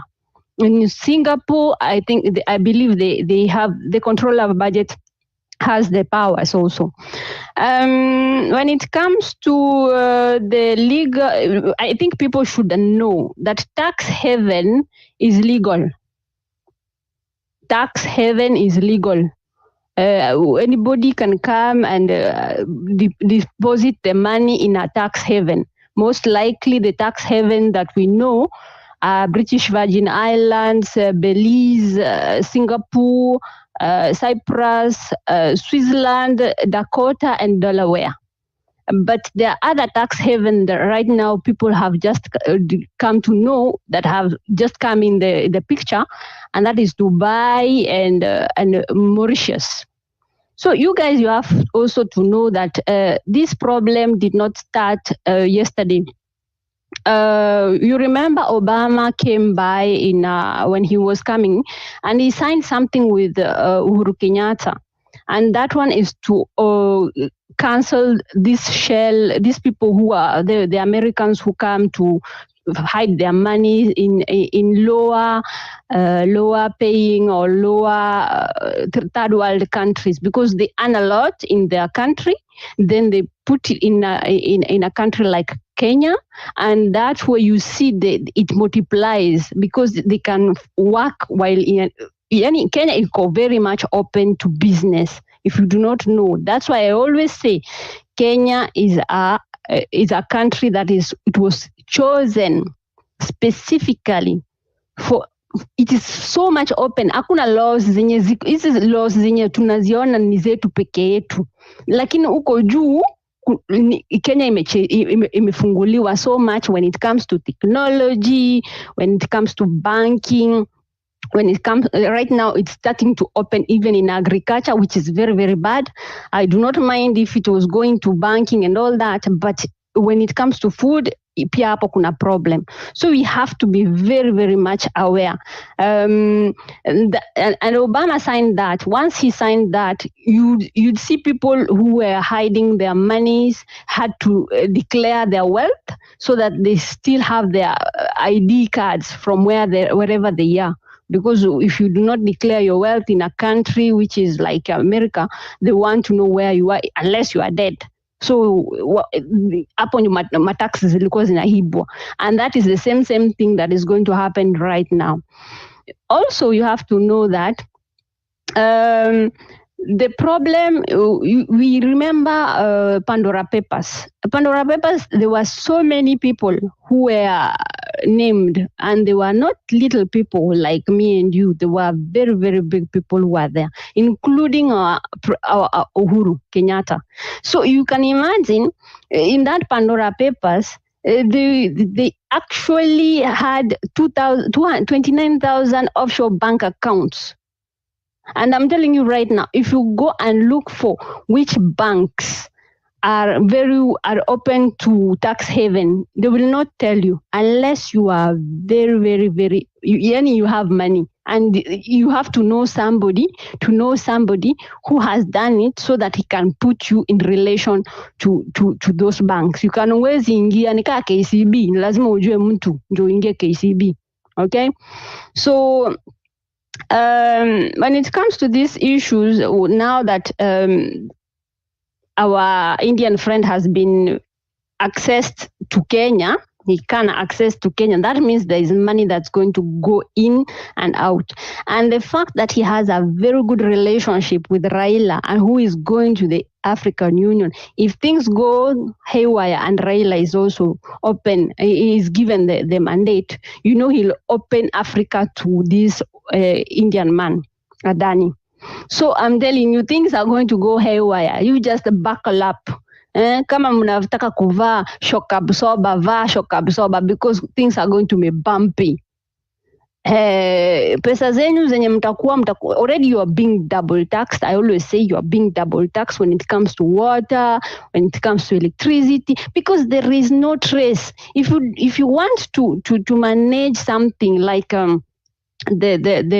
the financial system of a country, you have to have receipts in everything. As in, unaenda unanunua supermarket, unapewa receipt. You go to you buy your token, you're given a receipt. You take your water, you're given a receipt. But I'm telling you, in Kenya there is no receipt, and then on top of that there is also no contracts. Mtu anafanya kazi, no contracts. Ama saa zingine unafanya contract but you are not given the details as to why you are being paid the such amount, unless you are in corporate. So you see, nyinyi watu wa chini, wale wa chini, there are so many things that you are being double taxed, because for example you're paying your house, and then in the house fee unalipia maybe maji, na pia unalipia maybe land tax, and then unakuja bado unalipia afterwards ukiitishwa, because maybe atakataka or things like that. And then maji tena, something like maji inakatwa ama hakuna, iko dry spell, then all of a sudden mnaambiwa unaenda kuchukua mtungi yako unaenda kulipa mahali pengine. Hiyo ni double taxing. This is all because we are so much into our cocoons and thinking that things are going to work. No, things are not going to work. You have to make them work. All machines have to be pushed, pulled, used so that they can work. And by voting those people on those places of political seats, that does not mean the person atianaenda na roho yake safi afanye. No, you also have your mandate on your side to follow up that person and know if it is working. Come on, for example, right now it's as if we are going back to our tribal cocoons. Kuna ule mse wa Meru sijui alifanya nini, akawachiliwa, alichukua pikipiki, watu wakaenda naye. All of a sudden kuna huyu mwenye amewachililiwa hapa juzi na hiyo kwa koti, all of a sudden ndio huyo amechukuliwa, watu wake wana dance. Nyeri, I'm very sure in Central, if Rigathi is not impeached, watachukua barabara pia wao watadance. So you see, this is a rhythm that Kenyans have been used. If you study it very well, you will see not only was it this time, it was also during Uhuru's time, it was also during Kibaki's time. If you will go, you'll trace it back. So it's something that is rotating, because the mindset of Kenyans is that you push when you really have to push, mnatokea nyinyi wote, and then afterwards mnaenda on your tribal cocoons or in your normal place of comfort. Yeah? Because unachoka, and it's true, this thing inachokesha. Fighting is not easy. But now the people you're fighting with, they have so much energy, they have so much money, they have so much people who are stupid enough to work for them illegally, even to hurt you and to harm you, that it is so easy for the normal Kenyan mwananchi to just go to the normal cocoon, hata kama amefinyililiwa sana. The only time atatoka ni saa ile atatoka, anaenda kwa barabara, na ndio hizo sasa laws za barabara ndio hizo tena zinakuja kuwekwa, so that you do not show so much your face on outside. Tunapango kama sheep, unaambiwa enda hivi, fanya hivi, do not do this. This is all instigated so that you will not talk. I'm very, very sure Kenya will be one of the offshore countries. Then tutaanza kuwekewa hapo kama Mauritius vile wanaambiwa it's a tax haven, but sanctions zianze kuingia. Everything is planned, I'm telling you. If you see, do not just only look at the Nairobi or the Kenyan problem. You also have to see the surrounding problems. And because the land is virgin so much. Somalia is virgin, Congo is virgin. Yani ni ile yenye ukiangalia, there are so many people who are interested in Africa right now. And if your laws are, as we say, so much open, so much non-restrictive, because if you see, in Europe, people, things like pesticides, they are very much controlled, but they have a right to sell you the pesticides that themselves cannot use. I'm very sure people did not know that. And those pesticides are the ones that are bringing you people cancer. So you ask yourself, how is it possible? This is a country of law. Munasemaga democracy, my foot democracy. It is not democracy. You have a democratic right to say we do not want to talk about this type of problems. We want you guys in the bunge to talk about this, so that because it is affecting us right now. But angalia, so many problems are around, but what are they concentrating about? Well, they're concentrating about Rigathi Gachagua. And then when you are asked, no, you see, it is not the order of the day. This is the order of the day. Fuck you. There's nothing like the order of the day here. This is a very important, Shisha is a very important situation right now. People are going to die. Is Rigathi going to die? Is Rigathi going to die? Because he is not the vice president. Are the people in Central going to die or be affected? The fact that Rigathi is not going to be the deputy, but their health is an issue as per now, because it is enshrined in that constitution. But who are we? Nyinyi ni nani? Them, they are them. You are you. And amen to that. Tutasema tu hivyo. And I yield the mic. Thank you so much, Hannah, for that submission. There is a development that Wambo is sharing here, that JP Morgan Chase is Adani's banker. Very interesting. Well, very, very interesting. This is for me to remind you, mabibi na mabwana, kwenye hii ya investment Monday ya Home Run Pipi, to support the show. There is a tip line 0721948229 where you can drop in your support to help keep the lights on hapa hivi kwenye studio yetu. I see Mugala and Marabu Stocks here.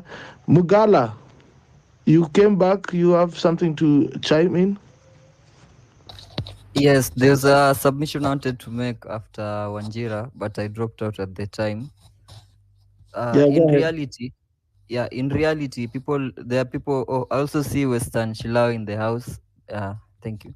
So in reality, there are people in Kenya who really have money, and not like pesa kidogo. People have money in billions, but these people, they don't have any industry, they don't have any business.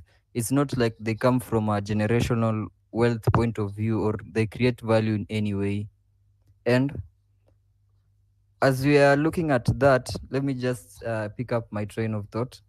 There's something in the budget question, and under the budget question, there's the supplementary budget. These the details under the supplementary budgets zenye huwa zinapitishwa kila mwaka.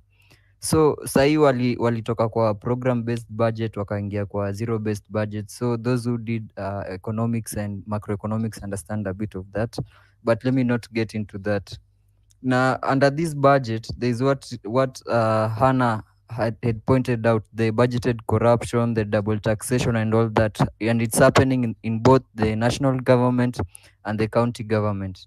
And what you need to understand about bribes is, there's the bribes where people get money from the system through the various means. Let me not get into it. And then there's the bribes where people get bribes from the multinationals, from maybe influential individuals who are not Kenyans per se, but they wield a lot of power and a lot of money in the international system. So what will happen in 50 years tukiende, ama in the next 10 years, or let's say in the next elections, we return the same government, the same people, the same looters into government, we are going to see a weakening in our security, and not just the security under the, let's say, the national forces. We are going to see a lot of increased crime. We are going to see a lot of lawlessness, and whatever is happening penye constitution is not the ultimate okay, our constitution is very progressive, but what happens when the people in authority decide to disregard it and then they follow their own rules? Then we are going to see a decline in government systems. We are also going to see a lot of inflation and a lot of economic hardship, or let me not go into that.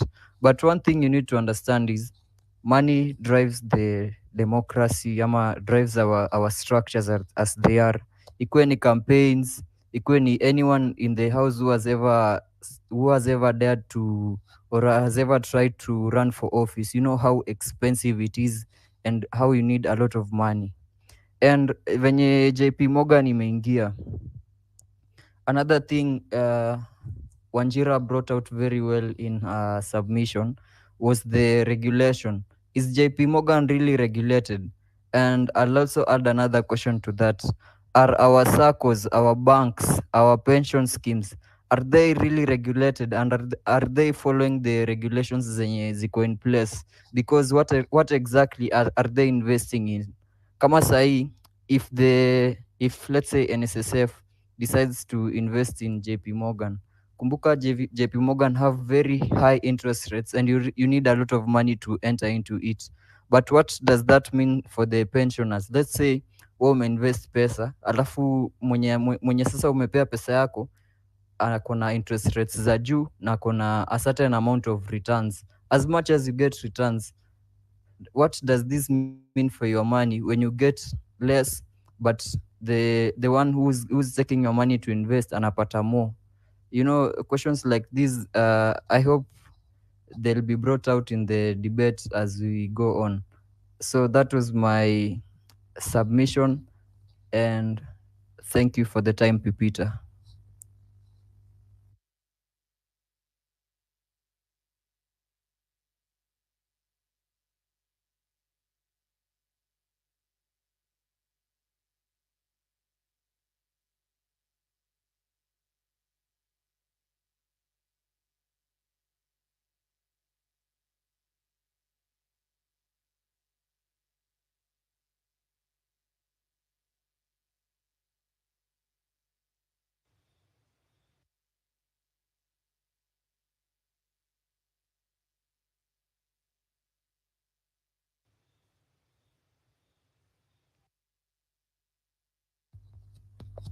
Sorry, am I audible or is it an error on my side? No, you're audible. In fact, I was wondering whether I couldn't hear. I was trying to audible. unmute on this side, but anyway, thank you so much for that as well. I want to go to, before I PP, even rotate the mic, I want to hear from Marabu Stokes. Can you hear me? Yeah? PP, Yes. can I go back to something that Wanjira said about, I think, the allocation about water? The project, it's around 1 trillion, right? Yes, nimeona it's actually a news piece from Citizen. Wanjira has quoted it hapo hivi. It's a news piece I didn't see from 4 days ago that the government has set aside 1 trillion shillings. I almost died while Now, reading it. So 1.8. that's kila Mkenya apate maji. 1.8. that means 1.8 trillion. Now that means, PP, can you hear me? Yes. Yeah, that means that annually for the next, until it's a 2030 project, right? So there are 6 years to 2030. So it means that we'll be using annually, we'll be using 166.67 billion annually. Huh? Kwa maji. Yes. Ni 1.8. Nimeona ni 1.8 trillion. 1.8. Almost 2 trillion. Tuachane na hiyo 8 bana, tufanye tu 1 trillion tuone. Hiyo inaingia 166 manze. You know how much money is that? 166.67 bana. Billion. Magai. Wanaiba. Wanaiba. Marabo Stokes, how are you doing, brother? It's been a minute. Wagwan, Pipita, am I coming through? Yes, you're coming through. Greetings in the name of His Majesty. I hope everybody is fine. It's been a minute. I'm actually on the road, traveling. And I just found time to speak to the people, my brothers and sisters. We are in dire need of salvation. I don't know where it will come from. So JP Morgan, if you look at the history, JP Morgan in the 1800, the 1700, JP Morgan was funding the slave trade. When you were in America and you wanted to buy slaves, you went to JP Morgan and JP Morgan gave you money to go and buy slaves. So JP Morgan actually started his business by funding the buying and selling of slavery. And at some points, JP Morgan was the highest bank in America, owning almost 13,000 slaves. So if you look at the history of JP Morgan, after that, when it went to Colombia and realized that Colombia has cocaine, JP Morgan, together with the president of America, his name was Roosevelt, they went and took some part of Colombia and called it Panama. The country you know as Panama, the one which is the tax haven, was created by JP Morgan. Panama is owned by JP Morgan. So any bank that you hear that is in Panama is owned by JP Morgan, right? So if you understand that history, you will understand that JP Morgan is the father of tax haven, the person who created it. And I'm seeing many people are conflicted over the reason why JP Morgan is coming to Kenya. It's not coming to take away money. It's bringing the money that is abroad. There is more money, Kenyan money abroad than in Kenya. People stole money and put it abroad. The latest we know is the Eurobond, which over $1 billion was directly put into JP Morgan Chase accounts in New York. So all this money is in abroad and it is destabilizing the economies. So they need a way to find this money back to Africa. JP Morgan is in 4 African countries: Nigeria, South Africa, now Kenya, and Egypt. It went to Nigeria after a man called Sani Abacha, the president, was caught with over $12 billion in JP Morgan. It went to South Africa to support the apartheid regime, right? It went to Egypt because of the oil and the canal, Suez Canal. Everywhere that JP Morgan goes, it takes over an economy and changes it into its profit-making machinery. However, because our leaders have invested in JP Morgan, any bank accounts that you hear dealing with money laundering, pilfering, is one way or another owned by JP Morgan. And JP Morgan right now has that tune of $8 trillion, that 8 trillion shillings that this man, Jimmy Wanjigi, keeps telling you adios debt. All that money can be traced to JP Morgan. And as the world economy is becoming more scrutiny, they realize that they have to bring this money back to Africa. That's what they did in Nigeria. After 10 years of being in Nigeria, JP Morgan was able to repatriate Sani Abacha's loot back to Nigeria. And that's why you find that Nigerians are some of the richest Africans, because the money is no longer in the US. The money is now in Nigeria. It's the same thing they want to do in Kenya. But how do you do it without the central bank knowing, right? You come and you set up a consulting firm. This consulting firm tomorrow will have to buy assets. This consulting firm runs something called wealth management. If you hear a bank is carrying out something called wealth management and is talking about $10 million, that is money laundering. Because who comes up with $10 million? So JP Morgan is coming to bring back the money that has been stored offshore. When you hear Abu Dhabi, when you hear the Cayman Islands, all those are the JP Morgan. They just have branches all over the world. So our leaders have realized that the next government, which is obviously the Gen Z government, will scrutinize these things. They've talked to IMF, and IMF has told them that very soon we are coming to do an audit in Kenya. So the only way to hoodwink the IMF and to hoodwink everybody is to have this money coming to Kenya. And this is where JP Morgan comes in.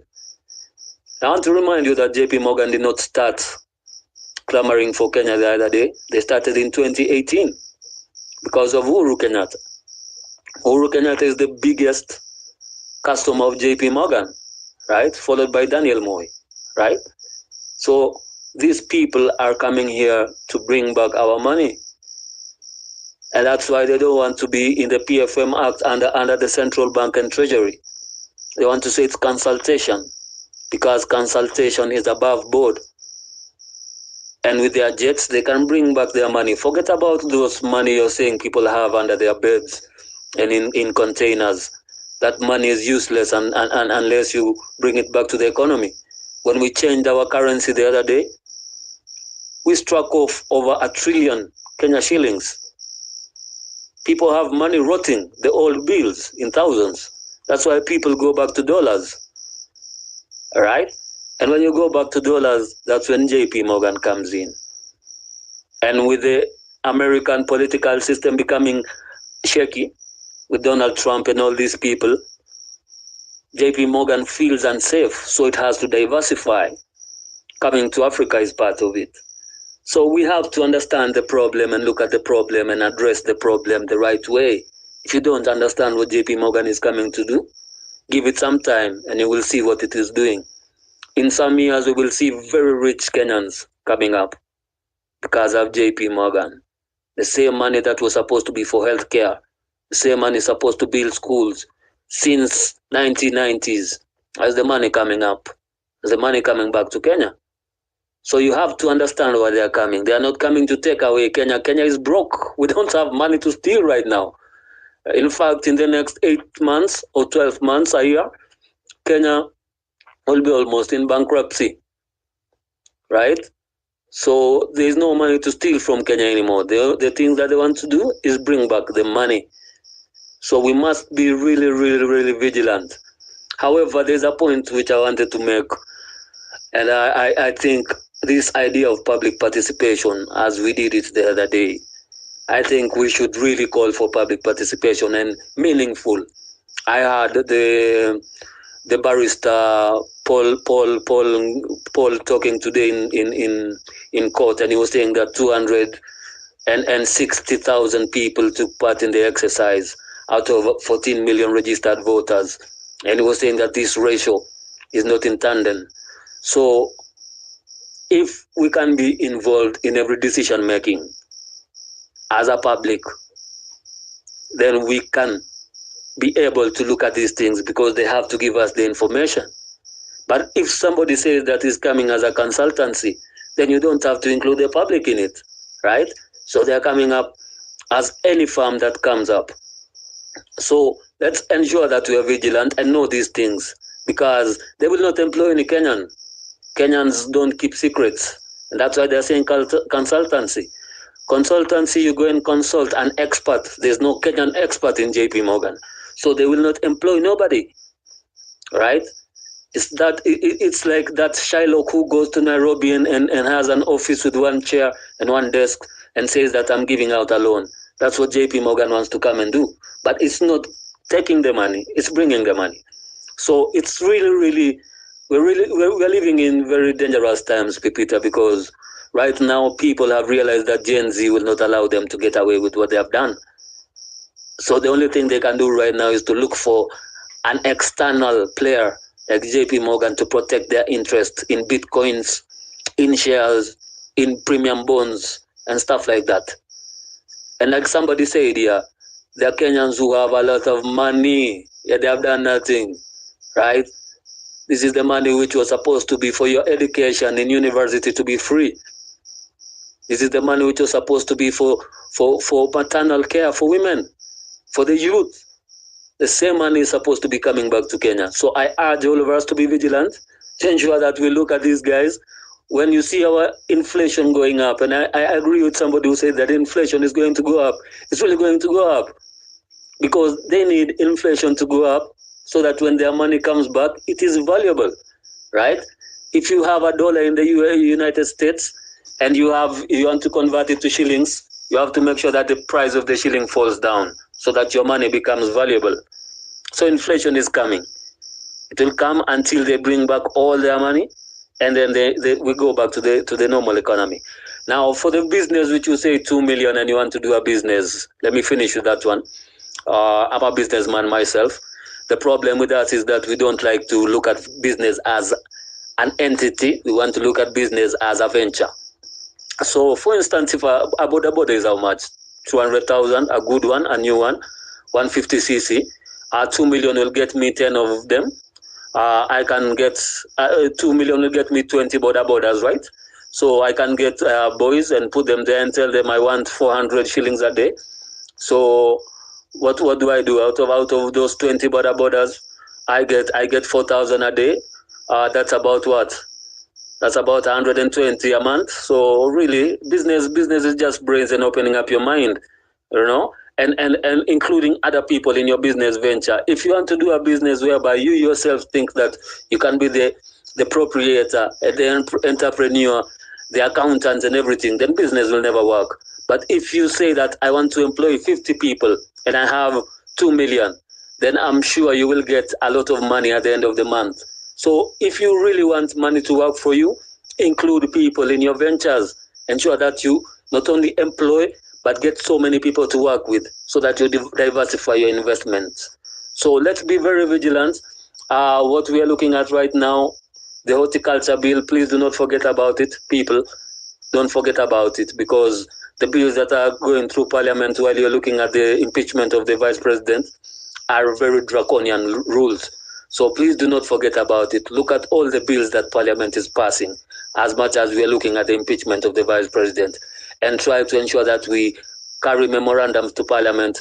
I'm trying to get my musician friends to carry memorandum to parliament to ensure that this money that goes to the counties for arts, for sports, for gender and all these things, we want accountability for it, because governors are not creative.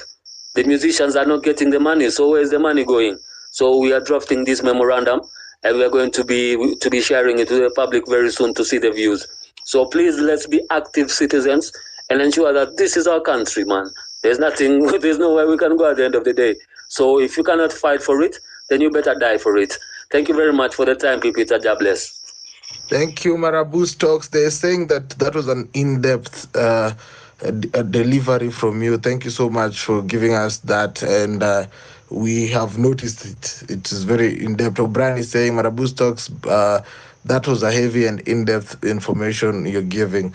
Thank you so much, Marabu Talks, for that. Ladies and gentlemen, this is Home Run PP. It's 2 minutes past 7 p.m. East African time. Thank you so much for being here with us. Malia Davis, do you have anything to add on this? And of course, if you're on the listener panel, you can request the microphone and talk to us. Malia. Yes. There's something I've been thinking about with this issue of buying. Okay, you know how things go on in parliament. You want someone to vote for your bill, you have to pay them. Nowadays, the parliament we have, not even nowadays, it's been like that for some time, is payment. So if you want your bill to go through, or if you want somebody to be impeached, you pay. So the highest bidder is the one who gets the motion. So if you pay, let's say if you are going to be impeached and you can pay more than the one who wants you to be impeached, that's how it goes. Then I've now seen another side of what can happen. Instead of you waiting to come and buy random people, why can't you buy the people who are, you buy the seat? So you have your people, you have your person, or you have, let's say, people are, okay, we have candidates, and they come to you to pledge allegiance.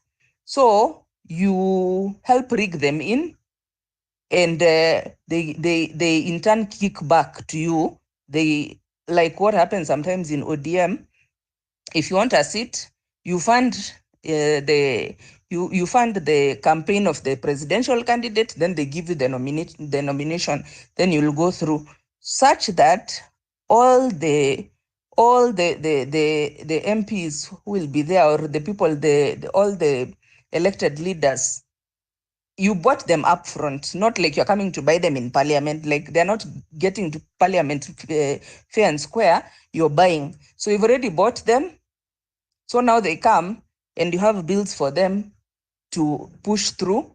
And I'm just seeing that all these bills, there are so many bills which are being passed without even Kenyans being aware. Because even this bill for the seeds, which makes it illegal for you to plant indigenous seeds, and there's fines and what. When was that thing passed? So it's like it was just passed behind people just found out that this thing has been passed. Nobody had it being debated. There was nothing. So I'm seeing a scenario whereby, that state capture Zakayo used to campaign with, that Uhuru has state captured. This guy, I'm seeing he's going to state capture Mbaka, he state captures elected officials. Then now with those elected officials, he can pass whatever he wants, including him. Kwanza agriculture is going to be so bad, so bad. And the worst thing is that those GMO things they're bringing, it's toxic. It's even in their countries, they have an option. I don't know. There was a lady here who was saying, how can they bring to us the chemicals that are completely illegal in their country, and they come and dump it here? There is a herbicide called Roundup. That thing had a very big class lawsuit. I think it's called class suit or something. The people who were affected by it, and it caused cancer in them, until they paid damages to those people and it was banned. But in Kenya, it is being brought here, like that's what people regularly use, by the way. No wonder people are getting cancer. So this issue of agriculture, it's becoming a thorn in the flesh, because even those GMOs, if they come in Kenya, GMO, you cannot, like, if you've planted your indigenous there, the pollen will end up mixing, you see. So at the end of the day, hata wewe utakuwa na GMO hapo kwako, even if you are not planting that GMO, it affects the whole ecosystem.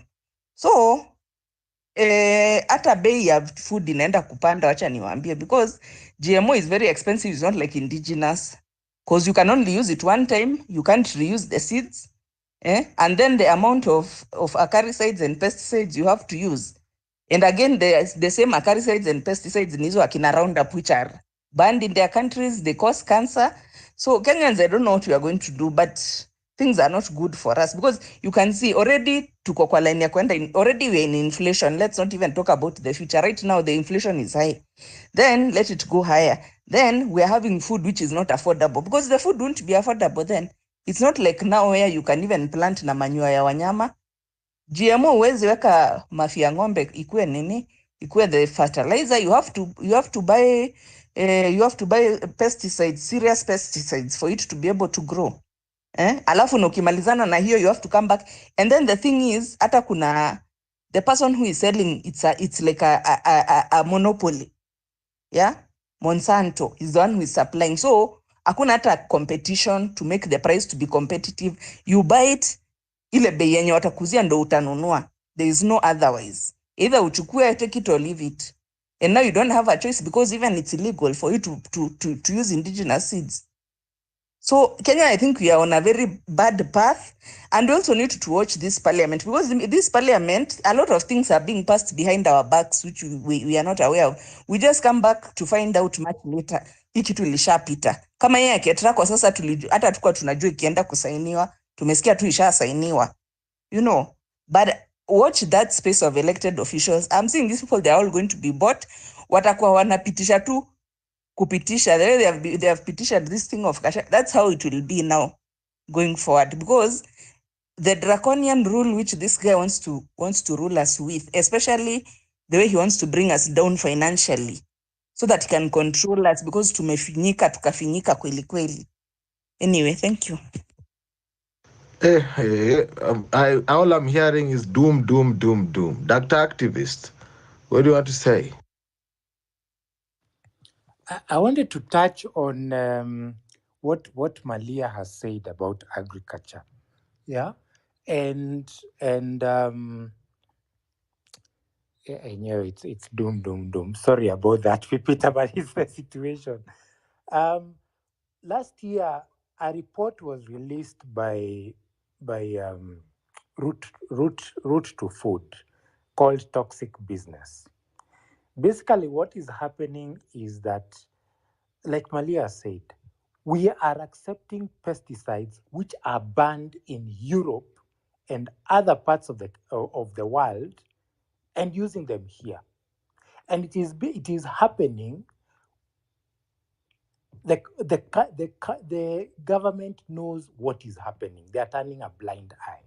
And why are they turning a blind eye? Because of the Monsantos and the Syngentas who are the ones who own these pesticides. Wamelipwa na mlango ya nyuma. So, what are we doing about it? For these agricultural bills, I think there are 9 of them. There is a movement called Kilimo cha Haki. I'm not sure whether you guys know about it. Yeah, Kilimo cha Haki is going to court to fight all the bills, because if any one of them comes into effect, it impacts you and me and the generations to come. Now, let me give you a bit of perspective. Yeah, these bills, some of them require that a farmer be licensed. So you'll have to pay to farm, to even plant what you've been planting, what the previous generations have been planting, without having to have a license. These guys want to control production. Now, the current situation, the way it is that we are poor by design. Let me repeat, we are poor by design. There are certain powers that be that do not want us to be food secure. And why do I say that? In the Finance Bill 2024, they decided to tax bread. And yet, they know 15 million Kenyans are food poor. 15 million. That's almost 38%. That's almost 40%. And 40% is basically 2 in every 5 Kenyans are food poor. And yet they decide to tax bread. Yeah? That's one perspective. Another perspective is this. There is, you see, for there to be food security, there are certain things that need to come into play. So there is the aspect of production and consumption. If production is equal to consumption, it means the country is food sufficient. Therefore, we don't need to import, we don't need to export, we can feed our people. If production is higher than consumption, it means the surplus we can export, which means we generate foreign exchange as a result. However, our current situation is our production is lower than consumption, which means we have to import. And that is again by design, because certain people are the ones who own these import companies. So they design it so that we require imports. Yeah? And then they play the politics of poverty. What do I mean by that? During the finance bill, again, 2024, the MPs that voted yes could not go back to their constituencies. So one MP, I forget from where, decided that since he wanted to go back to his constituency, he bought bales of unga and went with them to his constituency. And he was welcomed kwa sababu amekuja na unga. And again, it begs the question, why is it during elections there is the issue of unga, the price of unga? But after, that story dies down. It's the politics of poverty. Yeah? So let me try and get someone from Kilimo cha Haki to talk more about that, so that you guys can at least be more informed of what is happening, what may happen and what we are actually doing, to prevent these things from happening. Thank you, Pipita. Thank you for that. You see, Sheila Nyangara has joined us. Thanks so much, data activist, for that submission, of course. Sheila, how are you doing? I'm doing very well. How are you, Peter? I am well. Karibu sana. Asante. Now, I think that activist has really spelled out quite a lot of what is happening. My name is Sheila Nyangara. I'm a passionate Kenyan. I'm also a real estate financial consultant, and I'm in the business industry. Now, when you're a business, you can really tell, and aside even from telling, you can feel the economy imeenda vibaya, and we have there are many significant factors that play into the economy, and the biggest one for me is spending power. Once you lock on or you squeeze the spending power of the people of a nation, you are affecting all aspects of the economy, whether any real estate, whether any technology, whether any food, whether any school, whether any education. Because if I cannot, now I'll give a small example. My friends and I were having lunch yesterday at Wilson, and we were discussing Safari 7. Safari 7 is coming up, but I think people who, even if you're not in sports, there was some hype to Safari 7s, yeah.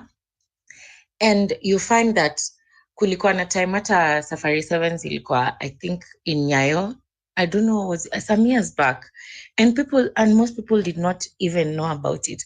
But the way our economy has been dwindling it's not just in this government.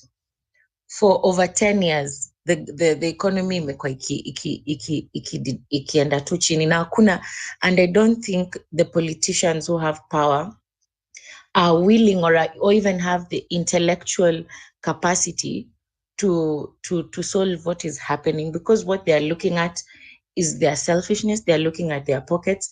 It's not the bigger picture, and that is what we need. We need someone who has a vision, who's looking at the collective livelihood of Kenyans. Now back to the Safari 7s and how purchasing power trickles down to everybody. So if there's Safari 7s and I know about it, I'll come maybe if I want to eat nitakuja maybe before nitembelee marafiki wangu hapo Nairobi West. All the eateries and bars in Nairobi, by the way, people who, I'm giving an example of Nairobi West because that's one of the places that it was very active. It was almost like a 24-hour economy. Right now, you'd go and places are empty by around even 11, because we left Wilson and we passed there to get something. And at around by 11, the place was already a bit quiet. And revelers were few. So your Safari 7s, where when that happens, after the games are over, people would go to eat. The transport sector, kuna matatu mingi zinakuja hapo because Safari 7s is on and people are full. And right now, people don't even, there's no hype to Safari 7s. It's now maybe just people who are really interested, or very few people with spending power. Na hata ukienda huko, pesa hakuna, disposable income imekuwa kidogo. So to me, I think everything is going wrong. When you look at VAT, the Mbadi, who is now the CS for Manyako kwa Treasury, he had some proposals that could reduce VAT, but the National Assembly is not open to it.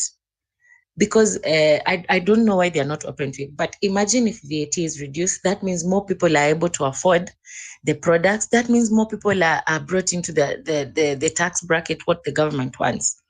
And me, I'm not against including more people in the tax bracket, but I'm more into, okay, first of all, our taxes are being misused. Atuambiwi vile pesa inaenda, vile pesa itarudi. Pesa ikiibiwa, no one is accountable. Nothing is coming back to the country. Nothing is coming back to the national coffers. So unapata unapata we feel wasted. Ni kama mzazi wako akupatie pesa akwambia okay, maybe end a driving school, urudi hata ujui kuendesha gari, hiyo pesa umekula, and then you want more.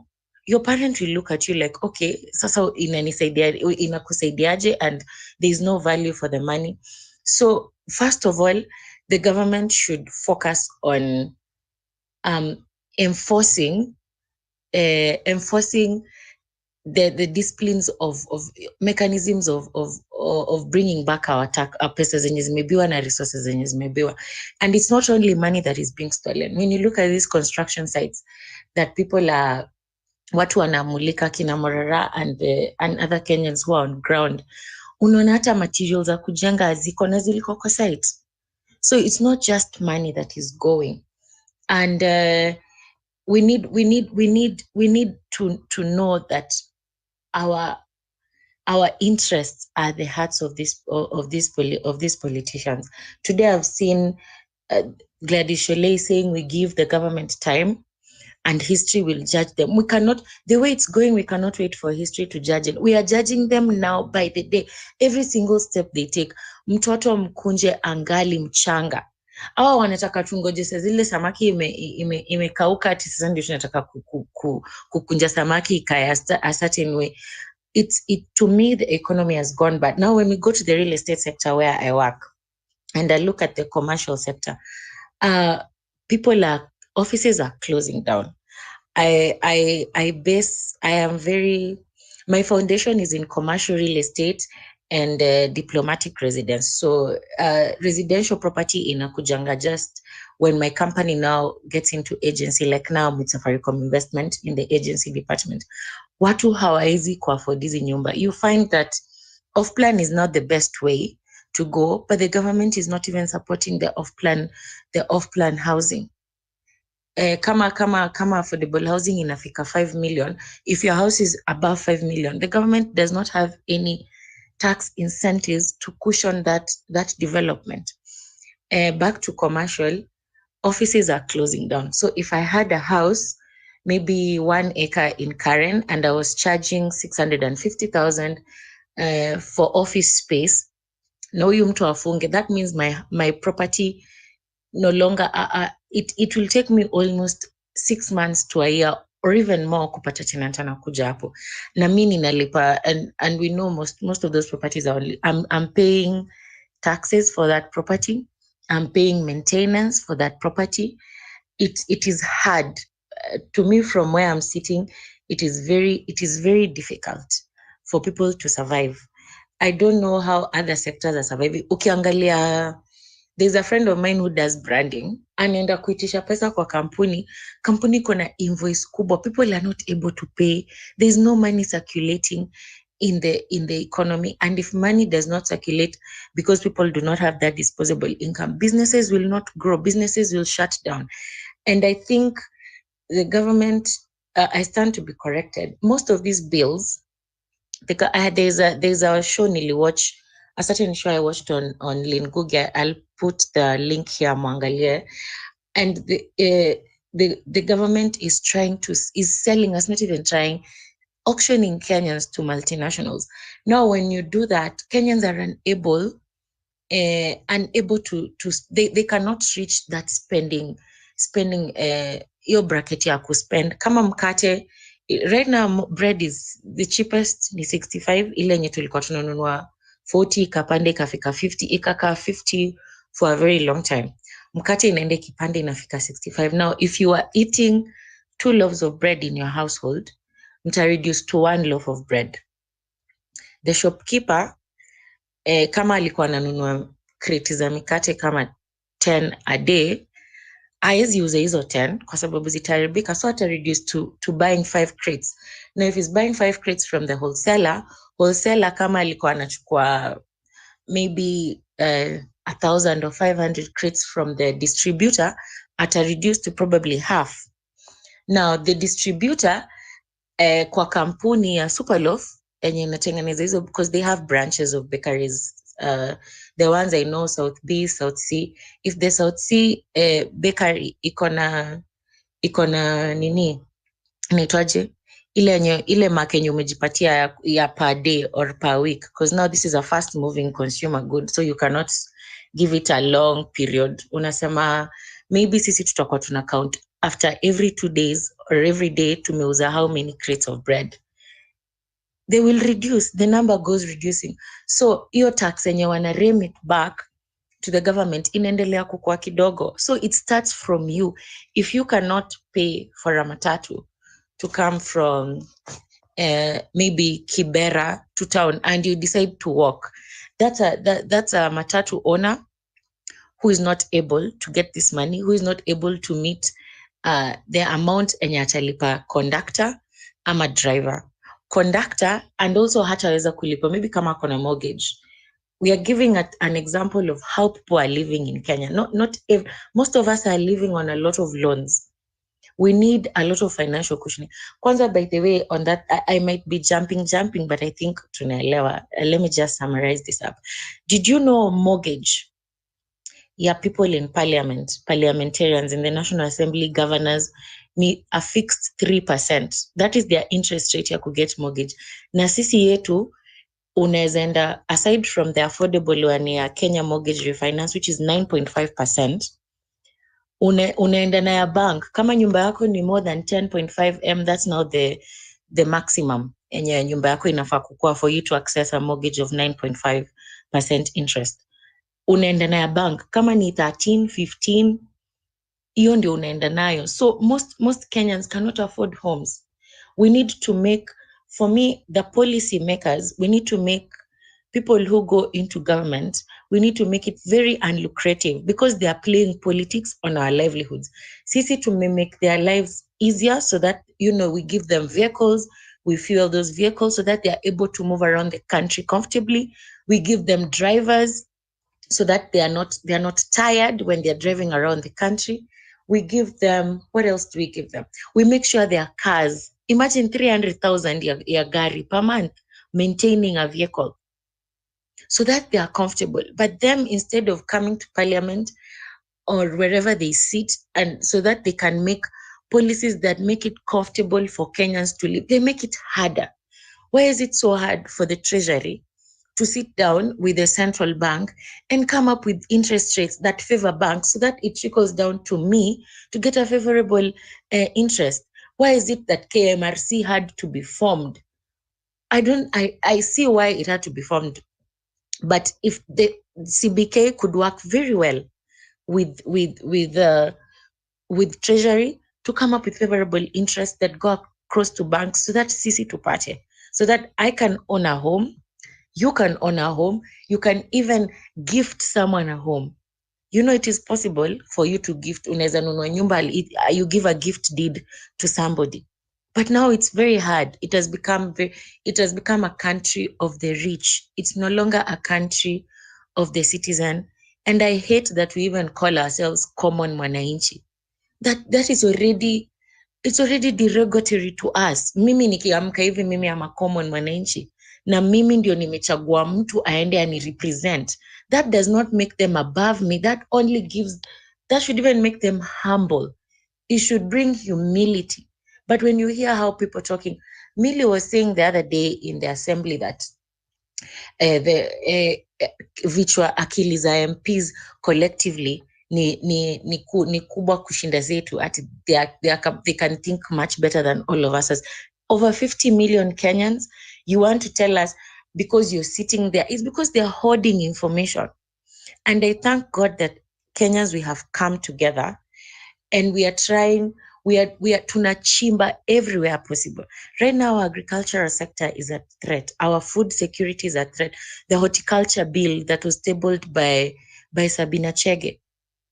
It's not my grandmother cannot wake up in the morning, apende maua, aseme, mi sasa nataka kulima maua, and wake up, and she cannot do that. That's what that agricultural bill wants to.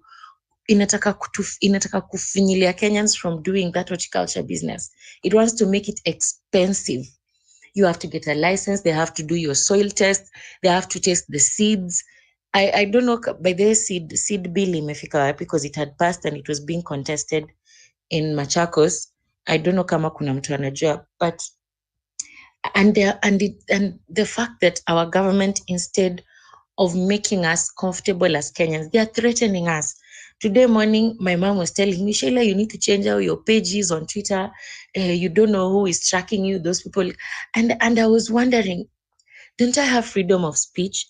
Can't I say that the president I elected is no longer representing my interests? Don't I have that right? We are seeing our sisters and brothers and cousins and fellow Kenyans being killed left, right, and center just because they are complaining of how hard the economy is becoming. Sai pencil moja hivi ni ubwendo angalie ni pesa ngapi. You wake up in the morning, you don't know if you're able to eat. You don't know if you'll be able to go to work. You don't know if you have a car, if you'll be able to fuel it or service it. Utaamka asubuhi upate maybe spare part imepanda ama oil imepanda. So fellow Kenyans, I think the state of the economy is in dire. We are tuko chini kabisa. And I would like to encourage all of us to endelee. Sometimes we feel helpless, but we need to keep at it. We need to keep shouting because the people in power have also invested resources to stay in power. You know, it's power is good, but all of us cannot be in power. But the people we elect need to be humane enough to use that power for the good of us as Kenyans collectively. Juu watoto wao si ati wataishi majuu forever. They have extended family here, so they cannot all take the extended family away. And lastly, I would like to enlighten people about the Punguza Mizigo Constitutional Amendment Bill of 2019 that was authored by a Kuro Court. That bill was, the main intention was to, actually not the main intention, it was to reduce the cost of governance. Our cost of governance, first of all, we spend almost, I think, 3 billion a year to facilitate the National Assembly. There are benefits, vile wanakula, hizo vitu zote. Kwanza ukiangalia benefits zenye wanatumia. We need to reduce the cost of governance, and then we need to look at the quality of people we send to represent us and what they stand for. Kama hiyo example ya huyo MP kwanza waonga, that MP talks, he's very disrespectful to the electorate. So tuendelee civic education. For me, I think the economy is very bad. Standing from the real estate sector, it is bad. It is terrible. Wires inapanda. Okay, naweza ongea paka forever. Wacha nimalizie hapo. But yeah. Small things feed into the other. Now, ukisema kitu haiku affect, tuseme wewe hauko kwa mjengo, but all of us work to own a home, si ndio? It will become expensive. Yeah. Kama steel ni wakipandisha pesa ya steel, inaitwaje ile steel ya nini? Just something small, wakipandisha bei na inatumika kujenga nyumba yako, hiyo inaongeza cost of construction.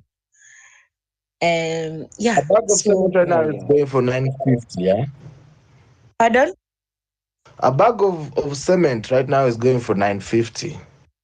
Imagine that. Nati wewe ulikuwa unasema 10 years ago you are saving ujenge nyumba. Itabidi umeendelea kufanya kazi kama punda so that ukue na nyumba yako. Saa hii shamba ndio hizo hatujui title inapotea aje shwali. How does a title get lost? Mimi I want to invest in agriculture. Ati nimenunua 2 acres. Nataka kuplant hapo tomatoes. Ukuje uniambie ati hiyo title inaweza kuwa encumbered because the paper that was meant to print it that has that serial number imepotea. Hapa River Road si wana printing hizo title deed watu wangapi hapa River, hata watu hawajui story ya register, hawajui signature registrar inakuwa ngapi.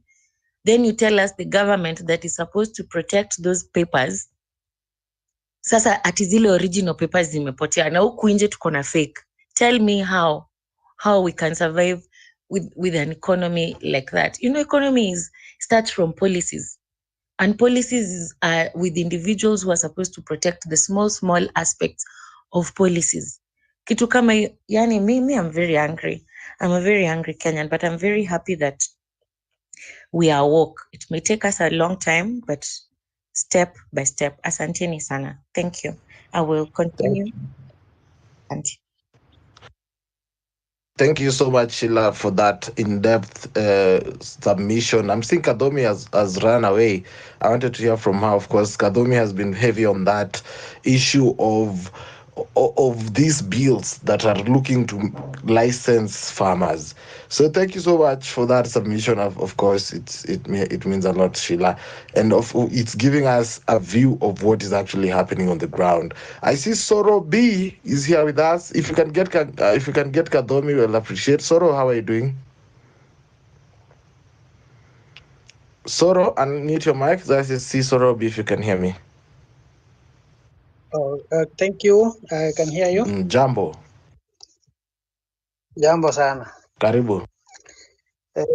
Asante. Yangu ni machache, sio mengi, but ningependa kuanza kwa hivi. Unajua tumepigana sana. We have really fought for this. We want to achieve the freedom ambao kila mtu anahitaji as Kenyan. But mimi nikiona vile kunaenda, kuna vile wengi naona wengine tunasema 2027. 2027 naona mimi ikifika. Lakini wale wako kwa cheo watakuwa wamejipanga. Kura zitapigwa vizuri na zitalindwa. Hata kama tumeweka mtu wetu aje, strategy ambazo zitakuwa zimeweka watu wa kwa viongozi sahihi, kwa political post sahihi. Kila mtu anajua vile atajipanga. Yaani amejipanga, ameiba enough, anajua vile atapanga. 2027 watatutumia sisi. Though mimi sitakutumika, hiyo na swear. Kuharibu na kuua watu wengine. Yaani kula sitapigwa asubuhi, hata kama tutakuwa zimeenda aje, sitakuwa zimedirectiwa, lazima asinde. Na mwenye atapiga jaribu ku raise voice atakula risasi. Hiyo najua tu itafanyika. Kwa sababu najua this man is ruthless na careless. And hataki kujali ni nani ata lose maisha as long as I maintain position yake. Sahi ni sisi wenyewe tuhakikishe tumepanga na tume solve the issues ambazo ziko currently. Kama ni kutoka atoke mapema sahi before 2027. Kama ni kuchange all everybody kwa parliament watoke sahi mapema. Sijui ni nani tutaweza ama ni njia gani tutaweza chukua ili tupate tukajibu tena. But if at all tungoje mpaka 2027 wala kitatulama. Kitu ya pili. Sisi sio wanyama, we are not animal. Tupangiwe maisha. Sasa lazima nikianza kupanda kitu fulani hivi, ati mtu amepanda kitu hata kama ni umepanda wimbi, ati lazima uregister. Hii sio nchi ambayo tunataka ikuwe hivyo. Sisi ni watu tunaunda chakula ambao ni yetu. Sisi wa Kenya tukule. Na hiyo style ya kupangiwa maisha ati lazima ununue mbegu mahali fulani, hata sijui ni nani wanakubali mpaka tunapangiwa maisha kama wanyama. Inaniuma. Naomba isiwe ifanyika hii Kenya. Na kama itaweza mwenye atakuwa ameweka ikuje na ifanyike. Sitaki kuongea mengi kuhusu yeye. Naomba hata Mungu amshughulikie. Hii Kenya ni yetu. Hatutakuwa tumewekwa kama animals. Sasa tuko hapo ati kuna certain people who believe that we are bigger than the rest. Wengine they are like things ambao zinapangiwa vile zinaishi, vile zinakaa, vile what they eat, what they wear, ati ni nini unafanya kila siku. Hapana. We have to have our freedom as Kenyans. And we will not, hata kama ni mimi mpeke yangu nitasimama. Hata kama ni polepole aje, nitaenda polepole. But one day najua itafanyika. sitakubali watu tupangiwe maisha kama wanyama. Sisi ni binadamu equally, hata kama ni mtu ako na bilioni ngapi huko nje, hata kama ni mzungu, hata kama wanasema kuna akili kutuliko, lakini sio akili mpaka tupangia maisha. Sisi maisha yetu tumeamua kufanya vile tunafanya, lakini sio kuwekwa kama tuko kwa dogs, ile vitu bado yani ile mahali atu hapa, kutoka hapa ndio unakula, uwezi enda hapa kama ni ng'ombe. Hiyo iwezekani. Hiyo bill irudi mahali ilitoka na ikae huko, isiwahi fika Kenya. Shamba